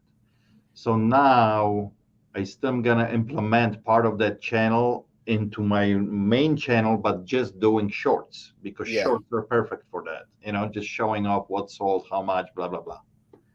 So, how much pennies a month are you making from daily makeup flips? Yeah. Actually, that channel did pretty good, to believe it or not. I was very surprised for the I was amount of I views. was intrigued in like what the CPM on that was because the videos are very short, right? They're like 4 minutes, 5 minutes long. Yeah, So I think the longest video was probably 5 minutes. Most of those videos were like 3, 4 minutes long. yeah, But it was just enough to put one ad in there. I think that channel generated on average when it had, let's say, when it had already like 5,000 subscriber, was doing about 400 or 500 bucks a month. dang, So that that is wasn't bad. way more than I thought it was going to be making. The Dang, that's CPM was pretty high, and the reason for it is it got in very good category because in a lot of titles I would use word business, mm, and I wanted to be in the category when you are in business, real estate, financial. Those are the highest CPMs on YouTube. yep. So if you push your content that way, you write your description wording correctly, YouTube will categorize you in that, and you'll get your higher CPMs. So there's a lot of little tricks and things that you can use to your advantage if you know, but to make a little bit more extra money. So Pay for some cat treats. yeah, thanks for the cat treats, everybody. Every Yeah, every week she gets something from everybody. Yeah, these are the true stars, Ruby and Honey of the show, dang. not me. How old is Ruby now? Like 40 something? She's 46, I think. Wow, that's crazy. Yeah, it And is how long did they live? 80 to 100. Oh, dang, I know. that's crazy. Okay, so Ruby's Hey, gonna be here for a while. how come I can't see myself on YouTube right now with your stream? What happened here? What's going on? You can't see yourself on YouTube. Well, I can't see our stream. Oh, it's on my live channel. It could, What? this is on my live channel. This is not on my YouTube channel. This is my Oh, YouTube okay, live. okay. It's So I'm searching then for what? Philly Flipper Live. Philly Flipper Live. Yeah, I took your advice at the rally. I made a live channel. This is what this is for. Flipper Live. Should be there, unless YouTube hates me. There we are. Okay. Yeah. All right. Derek wants to know if you could do one thing differently from your past on your YouTube channel. What would it be? Mhm.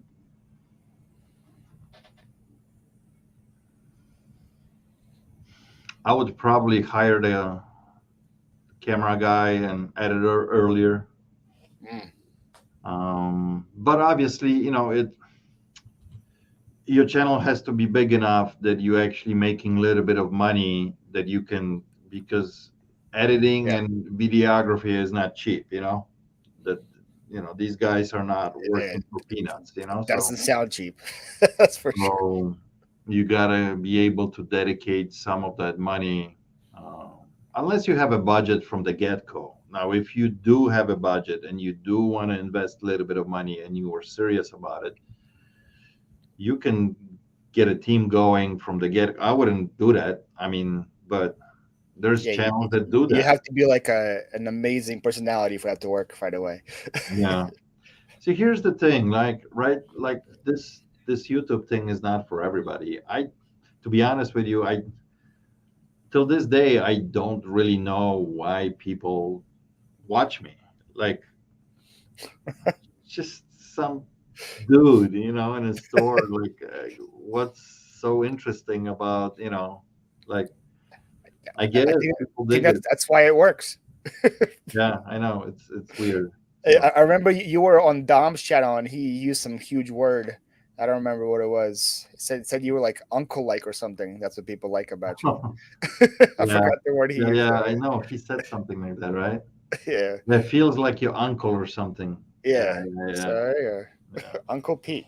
Uncle Pete, Uncle Pete. So, Here's a good question. Tracy wants to know: do you watch much reselling content? here's what I'm gonna say. I don't watch much, but I do like keep my tabs on it. I like to see what's going on overall in community. I like to see what new channels are popping up. I'm not gonna sit there and watch, hours of that content. But at least if it's a catchy title and if it's something interesting, yeah, I'll pop in. I'll look. You know. Yeah, I just feel like there's not.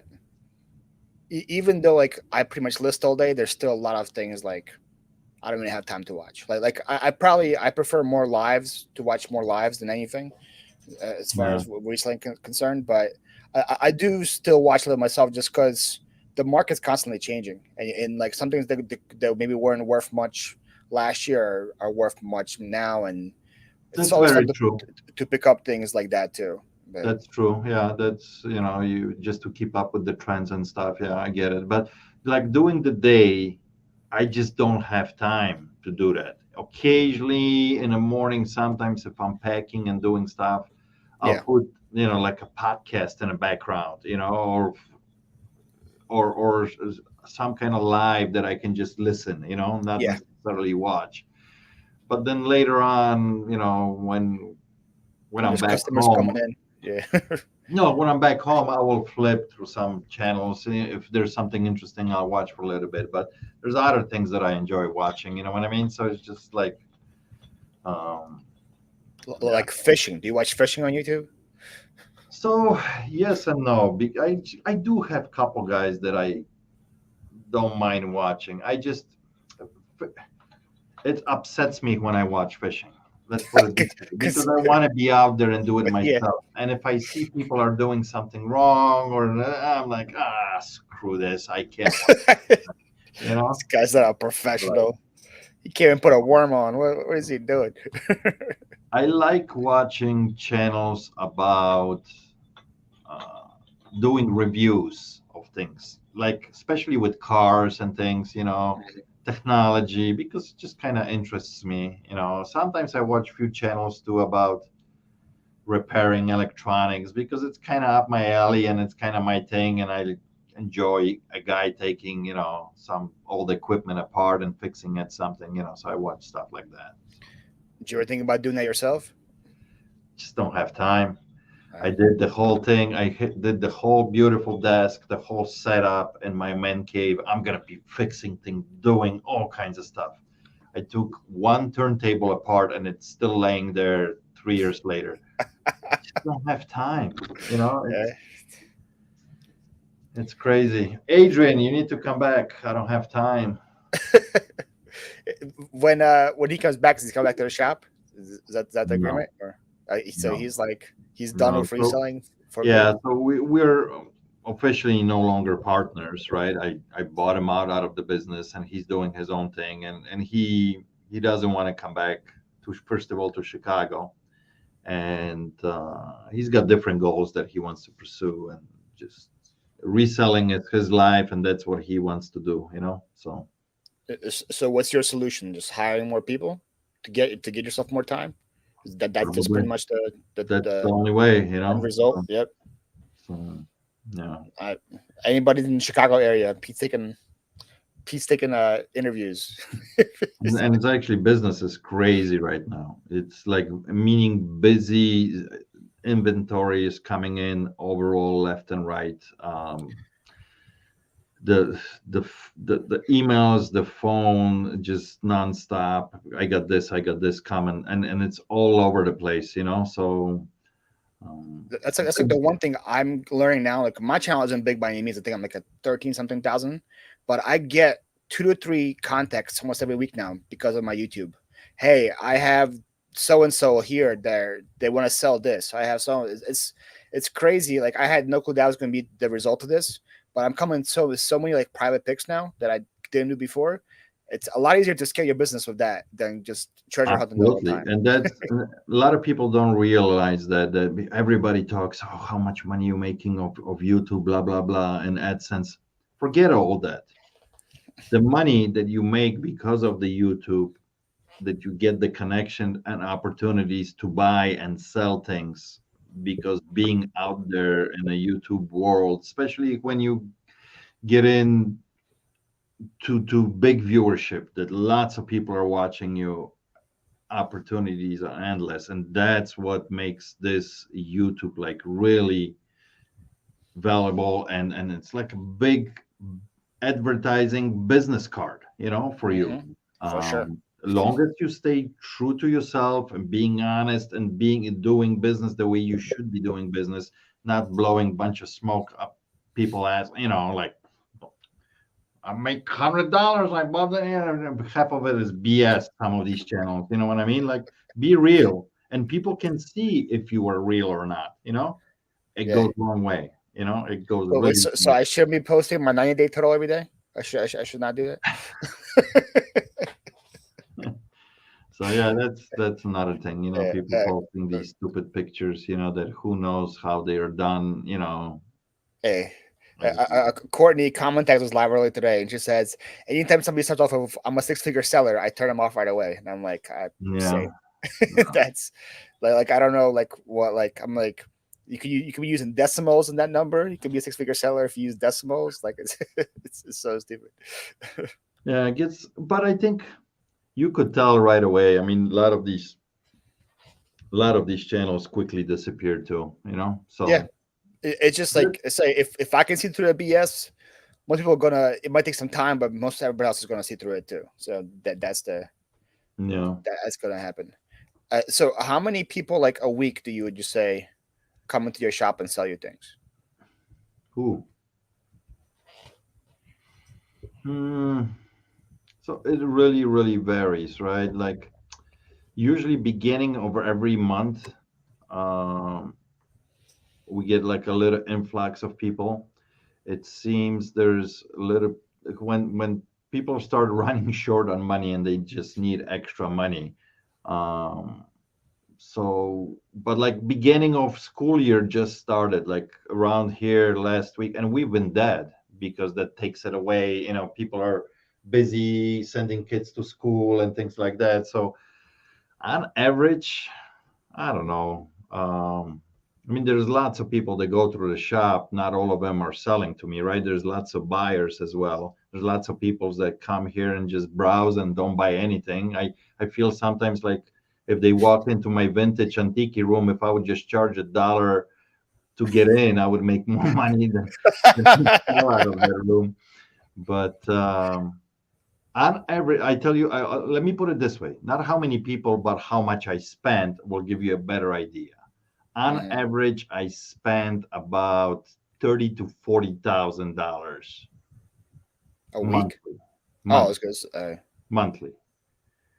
So there's some weeks that I'll spend a little bit more, some less, but on average, it's 30 to 40,000. So about $1,000 to $1,500 maybe a day. Um, and like, what is your cutoff point for like the ROI you want to get? Is it like you want to double your money, or is you want to get more than that? so obviously it's a different game that you go into like a, you know, a yard sale or Yeah. flea market. I mean, you have to. take care of these people that come in because they're going to stop coming in. You can't be paying nothing. You know what I mean? So usually it comes down to be about 50% profit after all Yeah, said and done.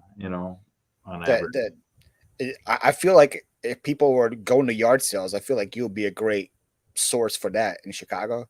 Like Yeah. if I go to a yard sale and can sell something for 100 on eBay, I gotta give it to you for $40, get money right away. It's just it makes a lot of sense. But I learned that also in Yeah. the projects that I do, like the couple that I went to, I paid up a little more than I would definitely be at a yard sale just because I want them to call me again. That's just the whole aspect of it. Exactly. And then there's a lot of deals that obviously don't happen in the shop too, because you go on these picks quite often and they're just, or sometimes I have a few connections that I buy in bulk too, different things that um, they hardly ever make it to the video. You know what I mean? These people are private. These are connections that I have for years. Yeah, Uh, I'm just not going to talk about them. I mean, no, simple. It's business. makes sense. So, The same way Lion doesn't want to tell you who his guy is. It makes absolute sense. yeah. And Yeah, people ask me all the time, like, you should be just, concentrating on YouTube. You're doing so great. I'm like, wait a minute. This is my bread and butter till YouTube starts making more money for me than reselling, then maybe I'll think about it. But it's not even close. yeah, It's not even close. I mean, I do a lot of reselling, a yeah, lot. So, yeah, money is good, great. It's, but the best part is this is advertisement for me. Okay, yeah, if the money comes in from it, great. But it's not even close what I can do in my reselling business long term. Remember, YouTube's gonna come and go, and yep, if you can make your money at it, do it. But I'm not looking like that at YouTube. So yeah. I think Tanya said that earlier. He said like reselling is perpetuity. It's going to be there all the time. all YouTube the time. definitely has a shelf life. Like you think of any popular show on TV, it's they die out eventually. It's like they say like you have to have a really big ego thinking people want to watching you for 30 years from now or whatever. Yeah, yeah. That's I Listen, definitely feel I'm you there. I'm amazed and humbled right now that after being over 7 years on YouTube, that people still watch me. Like it's very fortunate because most channels usually the lifespan is 3 or 4 years and you're done. Yeah. You know what I mean? So But that's also because you adjusted and delivered different style of content too. If you still did what you did back in the day, I don't know if you would still be around too. You know, what I mean, that's very that's true. Yeah, constantly pivot a little bit to make sure you keeping up with it, and coming up with new things. Yeah, but yeah. no. Tommy has a very serious question. It says, "How are you doing so well? All the channels are crying about bad sales. I have to know what they're going. uh, Teach us your ways, master." Sales are good. Actually, this summer was very good. One of the best summers I Yeah. ever had. July was my best month ever. So, July was of June was better for me. July was yeah. still strong. August And was like still the whole strong. month, I saw everybody was like crying, like, "Oh, summer slowdown is real." I'm like, huh? Yeah. It's all about what you sell. Simple as that. Yeah. So Yeah. Do you believe in summer slowdown? I mean, there is a little bit truth to it. Don't get me wrong. There's Yeah, maybe because just if even if you look at analytics, like how many people are buying, doesn't matter if it's Amazon or eBay or all the other platforms. There's less traffic, right? People are yeah, out and about. They're summertime. They're hanging out at the lake, so there's not as much shopping going on.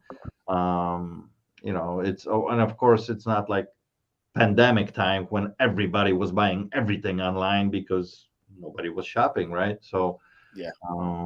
so there is a little bit of slowdown, but hey, it's part of the game. You got to look at the big picture. You got to look the whole 12 months, not the 3 months out of the year. Just build that to your business. If you sell stuff that it's slower in the summertime.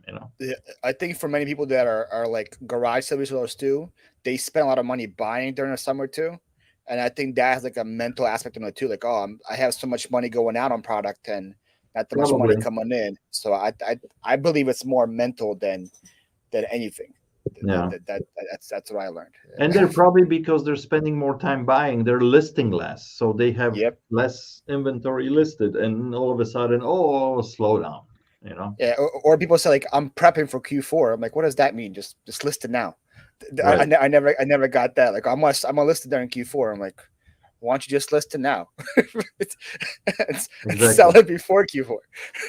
Yeah, I never look at that. I mean, for me, everybody, oh, let's ramp it up. Oh, let's make sure. No, I'm listing as stuff is coming in, and we just Yeah. list. It doesn't matter, you know. That's one thing. Like, that's why I say YouTube and eBay are very similar when it comes to the algorithms, because consistency is the key.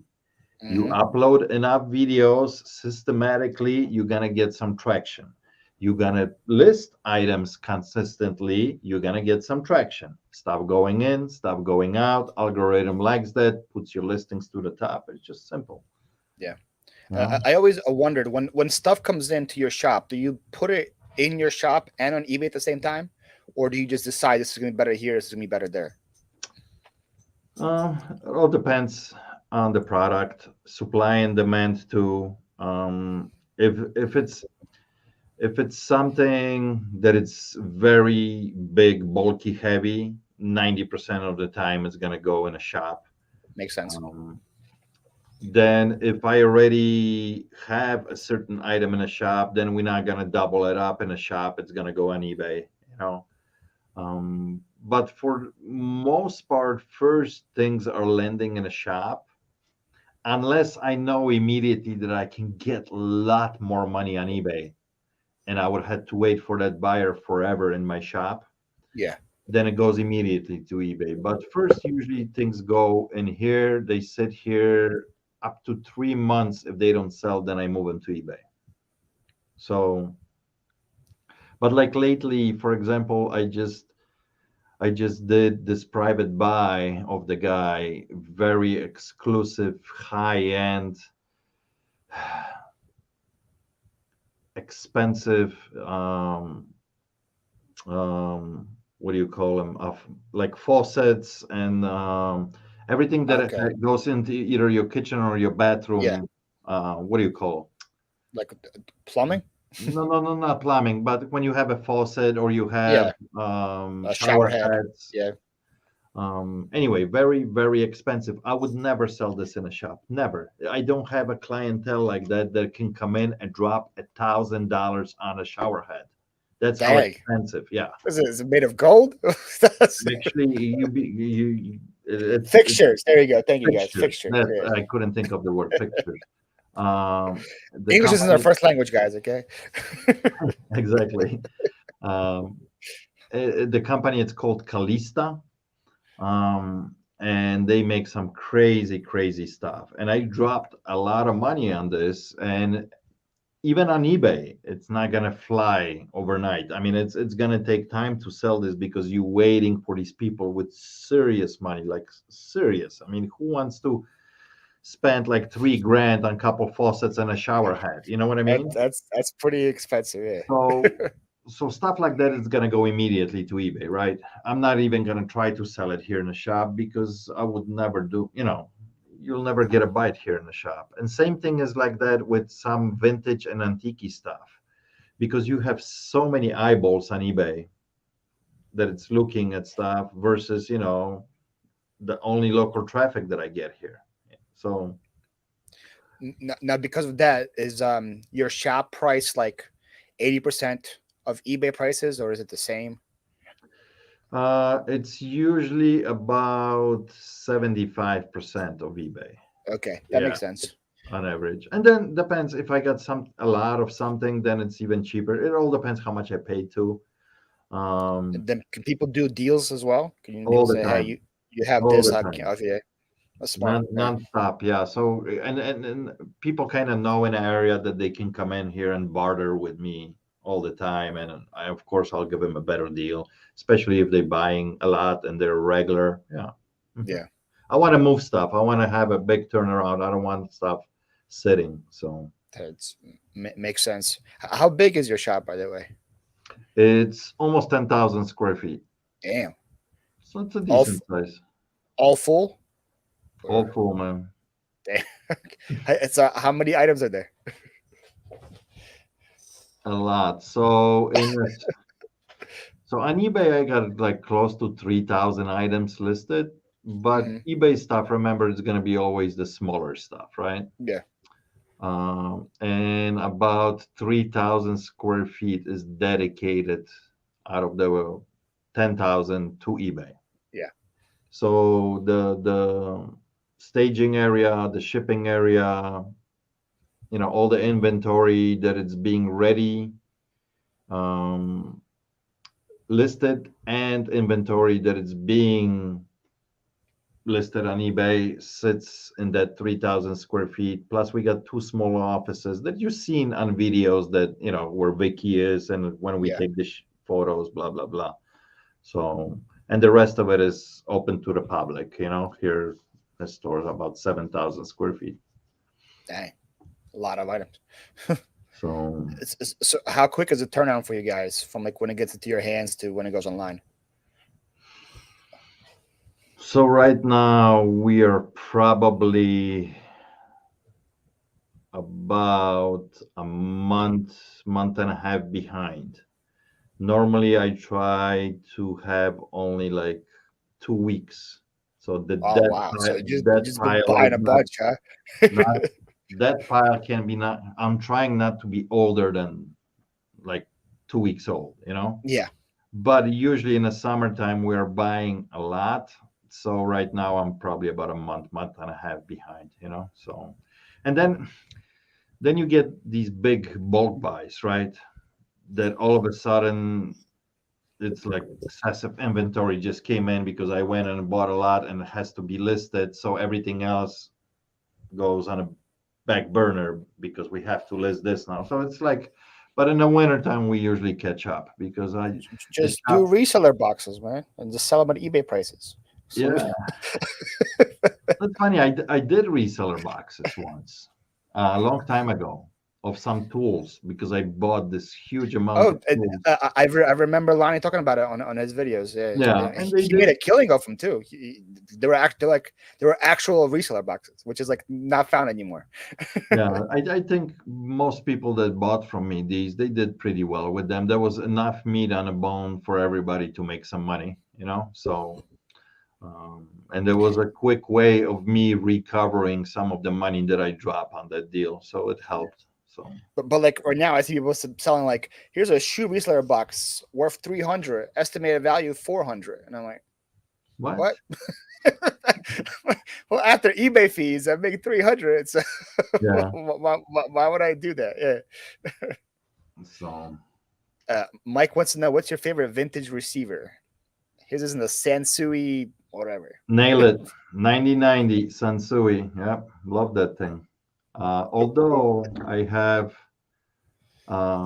there's a couple vintage Technics receivers because I just like the look. They're maybe not the greatest, but I like the look. I like some Kenwood. I like Pioneers.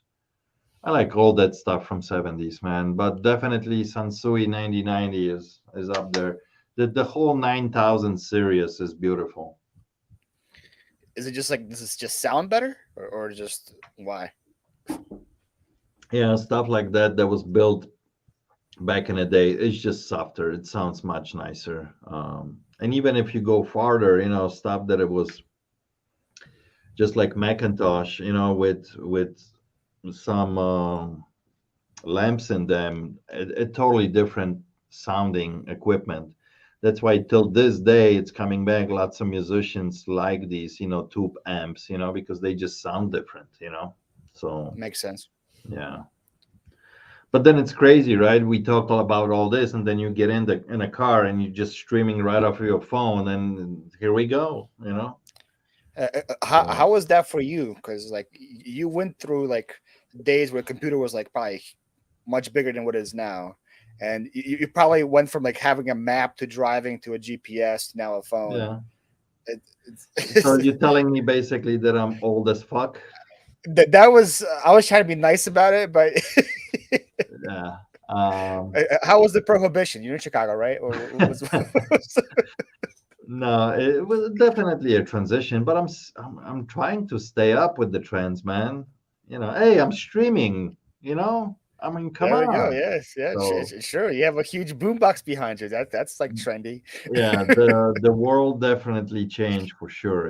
Especially back in the day when I did a little bit of DJ stuff. In my teens, and definitely different ball game. But that's why I'm I so wonder in how much love you had to with. carry then. You had to fill up a Huh? whole car when you did DJ stuff back then. You had to have a whole car full of stuff with you. Yeah. So when we carried, let's say, we had a case with a mixer and couple 1200s. So when you jump from club to club, you need to have at least that set up, and then you can plug into their audio system, whatever they had. And of course, you had about 8 to 10 milk crates full of records, right? So Hmm. depending which club you were hitting, you would get the right stuff with you. You would take at least couple crates with you to the club, and then you had about 6, 7 crates ready in a car, in case if you needed something to swap. But there was definitely a different ball game, instead of Now, having everything on your laptop on a hard just drive. take it. Yeah, just laptop on the phone. Yeah, it's crazy. I So actually found back when I started, I was buy storage units, and I found a DJ's like storage unit, and that hard stuff was so hard to move because nobody uses that anymore. It yeah, was like so hard for me to sell it. Still sold it, but like at like way less than I thought I was going to sell it for. yeah. Although when you do find the Technics 1200s turntables and original ones, those are the ones that are bringing a premium money, like really, really expensive because they're just harder to find, Yeah. I think his were Gemini, so they weren't Okay. like Yeah. nothing that great. Yeah. Then I I guess never liked he's Gemini turntables, but they did make some great mixers. So, you my know. dad shipped sets of receiver speakers back. I used to put my feet on them and drop coins in the front. He'd always tell me the value and the care for them better. There, Yeah. So, there you go. And then Tommy also wants you from the fixtures that you bought. He wants to get a 12 nozzle bidet. Do you have any of those available? no bidets, Tommy. I'm sorry, man. No bidets. Uh, do you have any plans on doing another experiment for YouTube anytime soon with something else, like a different, Experiment. yeah, like how you did it with the daily mega flips? Any other like So, ideas? like you probably noticed, actually, within the last few days, I started getting into shorts again. And It's, now, it's a risky business. well, I, from some sources, I heard that actually back end of August, major change in algorithm in YouTube that the shorts are gonna be tied in with the long-term content right now, and you're going to be able from the shorts go to your actually channel, so your Oh, long-term content is going to benefits from the shorts, okay. which was the biggest thing for the longest time that you couldn't. The shorts were shorts, and your long-form content was totally Yeah, different just like now. lives and long form content right now, right? Just like Yeah. So yeah. now they're saying that it's going to be tied more together. So it makes sense to start doing a little bit of shorts, mix it up. Don't go crazy, but mix it up a little bit. Because you've seen the overall explosion with shorts on YouTube, right? Within the Yeah. last like 8 months, 9 months, the whole year this year. So many channels like literally truly exploded from short. Like a Thrifter Sifter. Me and him used to have the same amount of subscribers. You And know, he is like over 100,000 now. but I I know he you know does the I shorts. I have a friend who started the channel last year in December, and he has a 500,000 subscribers, right? Wow. Now, not in this field, not in reselling field, uh, but and he puts out a lot. He puts out at least 2 or 3 shorts every single day. Hmm. So he has, like over 1,000 of these shorts or whatever, but his channel exploded. But the problem for him is that he's only shorts, right? So he's not monetizing anything really. And doesn't the biggest thing is there's you can't build the community around it, Yeah, for around sure. shorts. Okay, nobody knows even who you are, like, because there's, just like we are having this conversation, we have people watching us because we have some kind of community. Shorts don't create that. So that's the problem that a lot of these, short YouTubers have, so. But now I'm thinking that, if I want to just put little snippets here and there, I think it's going to work out pretty good, so that's my new Yeah, thing. I'm going to do more yeah. shorts. Tommy says they released the last week. He thinks it doesn't mess up long form viewer history either. Yeah, so That was like my big thing with it is like I don't want to like because all the people that I saw that grew on shorts, they had like 100,000 subscribers and then their long form content had 1,000 views and I'm like I don't want to be that person. yeah, That's doesn't seem 100%, healthy at all. But 100%. Yeah. if it's changing, I might try it. So I think I want to know: do you own the commercial property or rent? I'm still renting. I'm been trying to buy this building for over a year now, and we are almost there. As you He's guys seen, I'm doing some stuff around the building. It's getting repairs. It's gonna get painted probably within the next couple weeks. So we're almost there on closing a deal. So hopefully I'll own this pretty soon. like that part. Like I never because like I rent this warehouse too, but anything something that goes wrong with it, it's like it's on me to fix. And I'm like, but if I want something different, like yeah, you can like if I want more new floors, if I want this, like yeah, you do that. And I'm like, wait a minute, like I'm renting it from you. Yeah. But like, here, as if you are a renter and you have your landlord, he has to at least take care of the structural things. You know what I mean? Yeah, Like if your roof starts leaking, it's not your responsibility. Or if your wall is crumbling, it's not your responsibility, And if you need a new AC, and these are all the things that the owner of the building should be doing, not yeah. you. So my problem. I'm not allowed to have AC. I'm sorry. My warehouse is all walls. There's no windows anywhere, so Oh no. I can't have AC. That's why it's always so hot in here. Brett said he met you in Cincinnati and he had a great conversation with you. So Oh, nice. I Appreciate it. also met Pete there.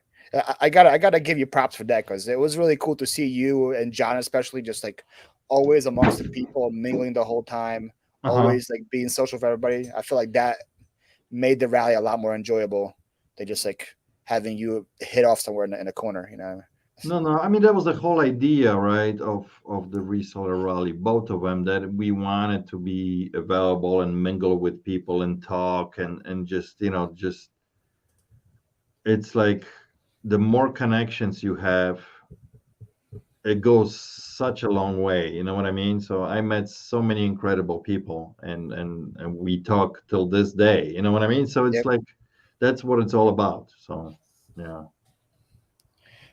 Jim wants to know why is it hard to email eBay? I can't see if I go ahead connecting them any secret tips to where I need to go. I, There's a secret number, Jim, that works pretty well. And then I would probably say eBay for business is probably the fastest way to reach them rather than email. But I don't know. yeah, it's the communication's always a problem. But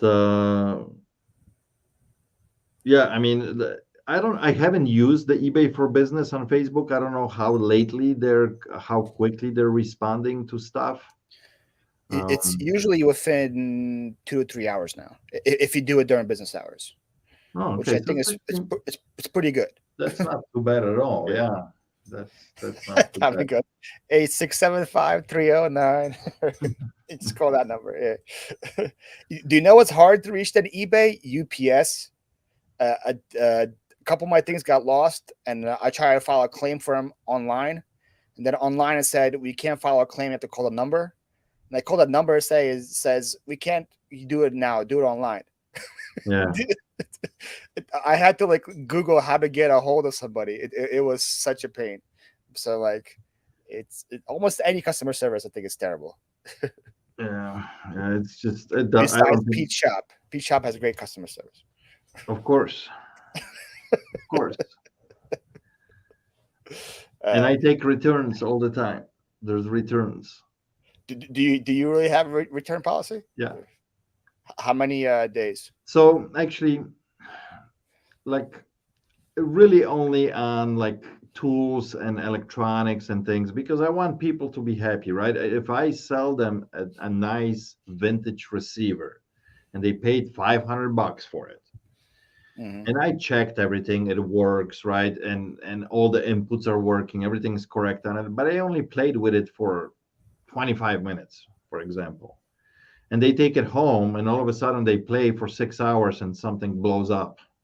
It's 50-year-old equipment. You know what I mean? Something Yeah. went wrong. So I want them to be happy. You know what I mean? Like, yeah, shit doesn't work anymore. And it's within 7 days, you can bring it back. That's my policy. Everybody's got 7 days. And have you seen some people trying to take advantage of that? People are like Not trading stuff really. in, like Not bringing really. you their old crap. Not really. And Okay. you know what happens the most actually? That people will come back after a few days, not wanting to return. They want maybe to exchange it for something different. Oh, it doesn't sound that good. I want to get those speakers that you showed me. And they'll spend extra money because you know what I mean? And I do that all the time. Like exchange thing is great because you keep the customer keep coming back. So yeah, I sometimes I buy the same thing 2, 3 times. It's funny. I'll sell it a year later, they come and sell it to me. I'll sell it again. I think we had a TV like that recently that I sold 3 times to 3 different people. That's So, pretty funny. It just keeps yeah. coming back. But then, like, if somebody buys a wheelbarrow from me, okay, and it breaks on him, no, I'm not exchanging that for you because you just put 7 tons of concrete in that wheelbarrow and it broke.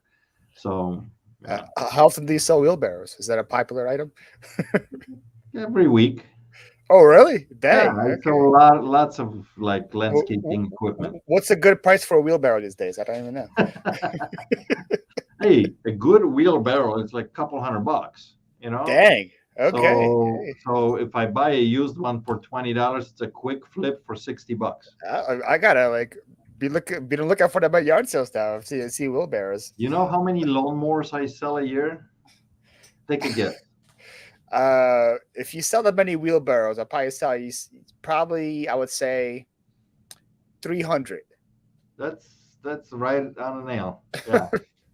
About so it starts really big in May and June are the busiest. I think we sold like Just 200. like push ones, right? Just like Yeah, push push ones. mowers. Yeah. Yeah, Yeah. yeah.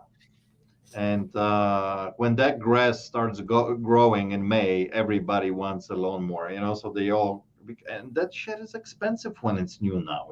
So most of the lawnmowers that I flip here are like $150. I Yeah. have 2 companies that I deal with that take trade-ins, and I buy off them. And these are machines already that they fixed everything on them that had to be fixed. And I usually pay like And just 75, $80 for the machine, and I flip it for 150. there you go.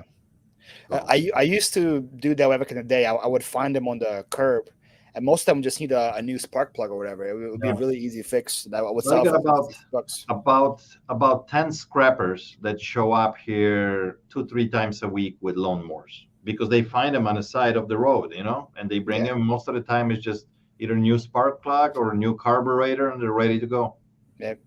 Yeah. So There you lots go. of ways to make money, man. Yeah. Oh, look, Adrian's here. Hey, How's Indonesia? That's awesome, Adrian. See, I messaged him, hey, I'll talk to you in a little bit because I'm doing a live show. And then he found us. How There are you you, go. sir? I don't know how he did, but I'm glad he did. How do you say good morning in Polish? Dzień dobry. Yeah, the Dzień dobry is yeah, that's good day, right? Yeah, Dzień Yeah, dobry. yeah. Yeah. So, Eh. It's Well, awesome to see you, Adrian. Adrian Pete misses you. I don't know if you know that or not, but he called you. He called your name out like 8 times during the show. So Yeah, we talked about him for a little bit for sure. Yeah, yeah, yeah, I do miss him. I gotta Um, have him on in the future.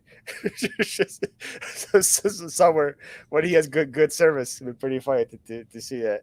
you When guys he don't see says, this, but look what she's doing. She's laying right here. Look at her. I All this think she's time right in comfy. front of me. So she hasn't moved like an hour. So, Adrian went from nothing to do with YouTube to the next big star. Yeah, that's right. That's for sure. all right, All right. man. We hit 2 hours. So you think it's Yeah, enough? I feel like I'm going to need to like up your rate if you keep going. I don't know if I'm able to afford you for much longer. I don't know. You got my address. Send that check. Yeah, I'll send a couple of wheelbarrows. Oh, please. No concrete though. uh, Thank you so much for the insight, man. That was great. Um, you have any Thank you. lives coming up anytime soon, or No, anything that not you're doing? really. No, not Just really. just find his more shorts coming. Apparently, that's all we More learned today. shorts coming. Yes. Got shorts coming from Pete. I thank you guys so much for joining us. I hope you guys had a great time. Um, Tommy and Tracy, come back, right? You Please, missed Tommy and Tracy. please. That's my Come back and only have Pete on. relaxation. My only relaxation thing going on YouTube. So I can just chill. Yep, I I miss agreed. them for sure. All right, all right. Good night, everybody. Thanks, guys.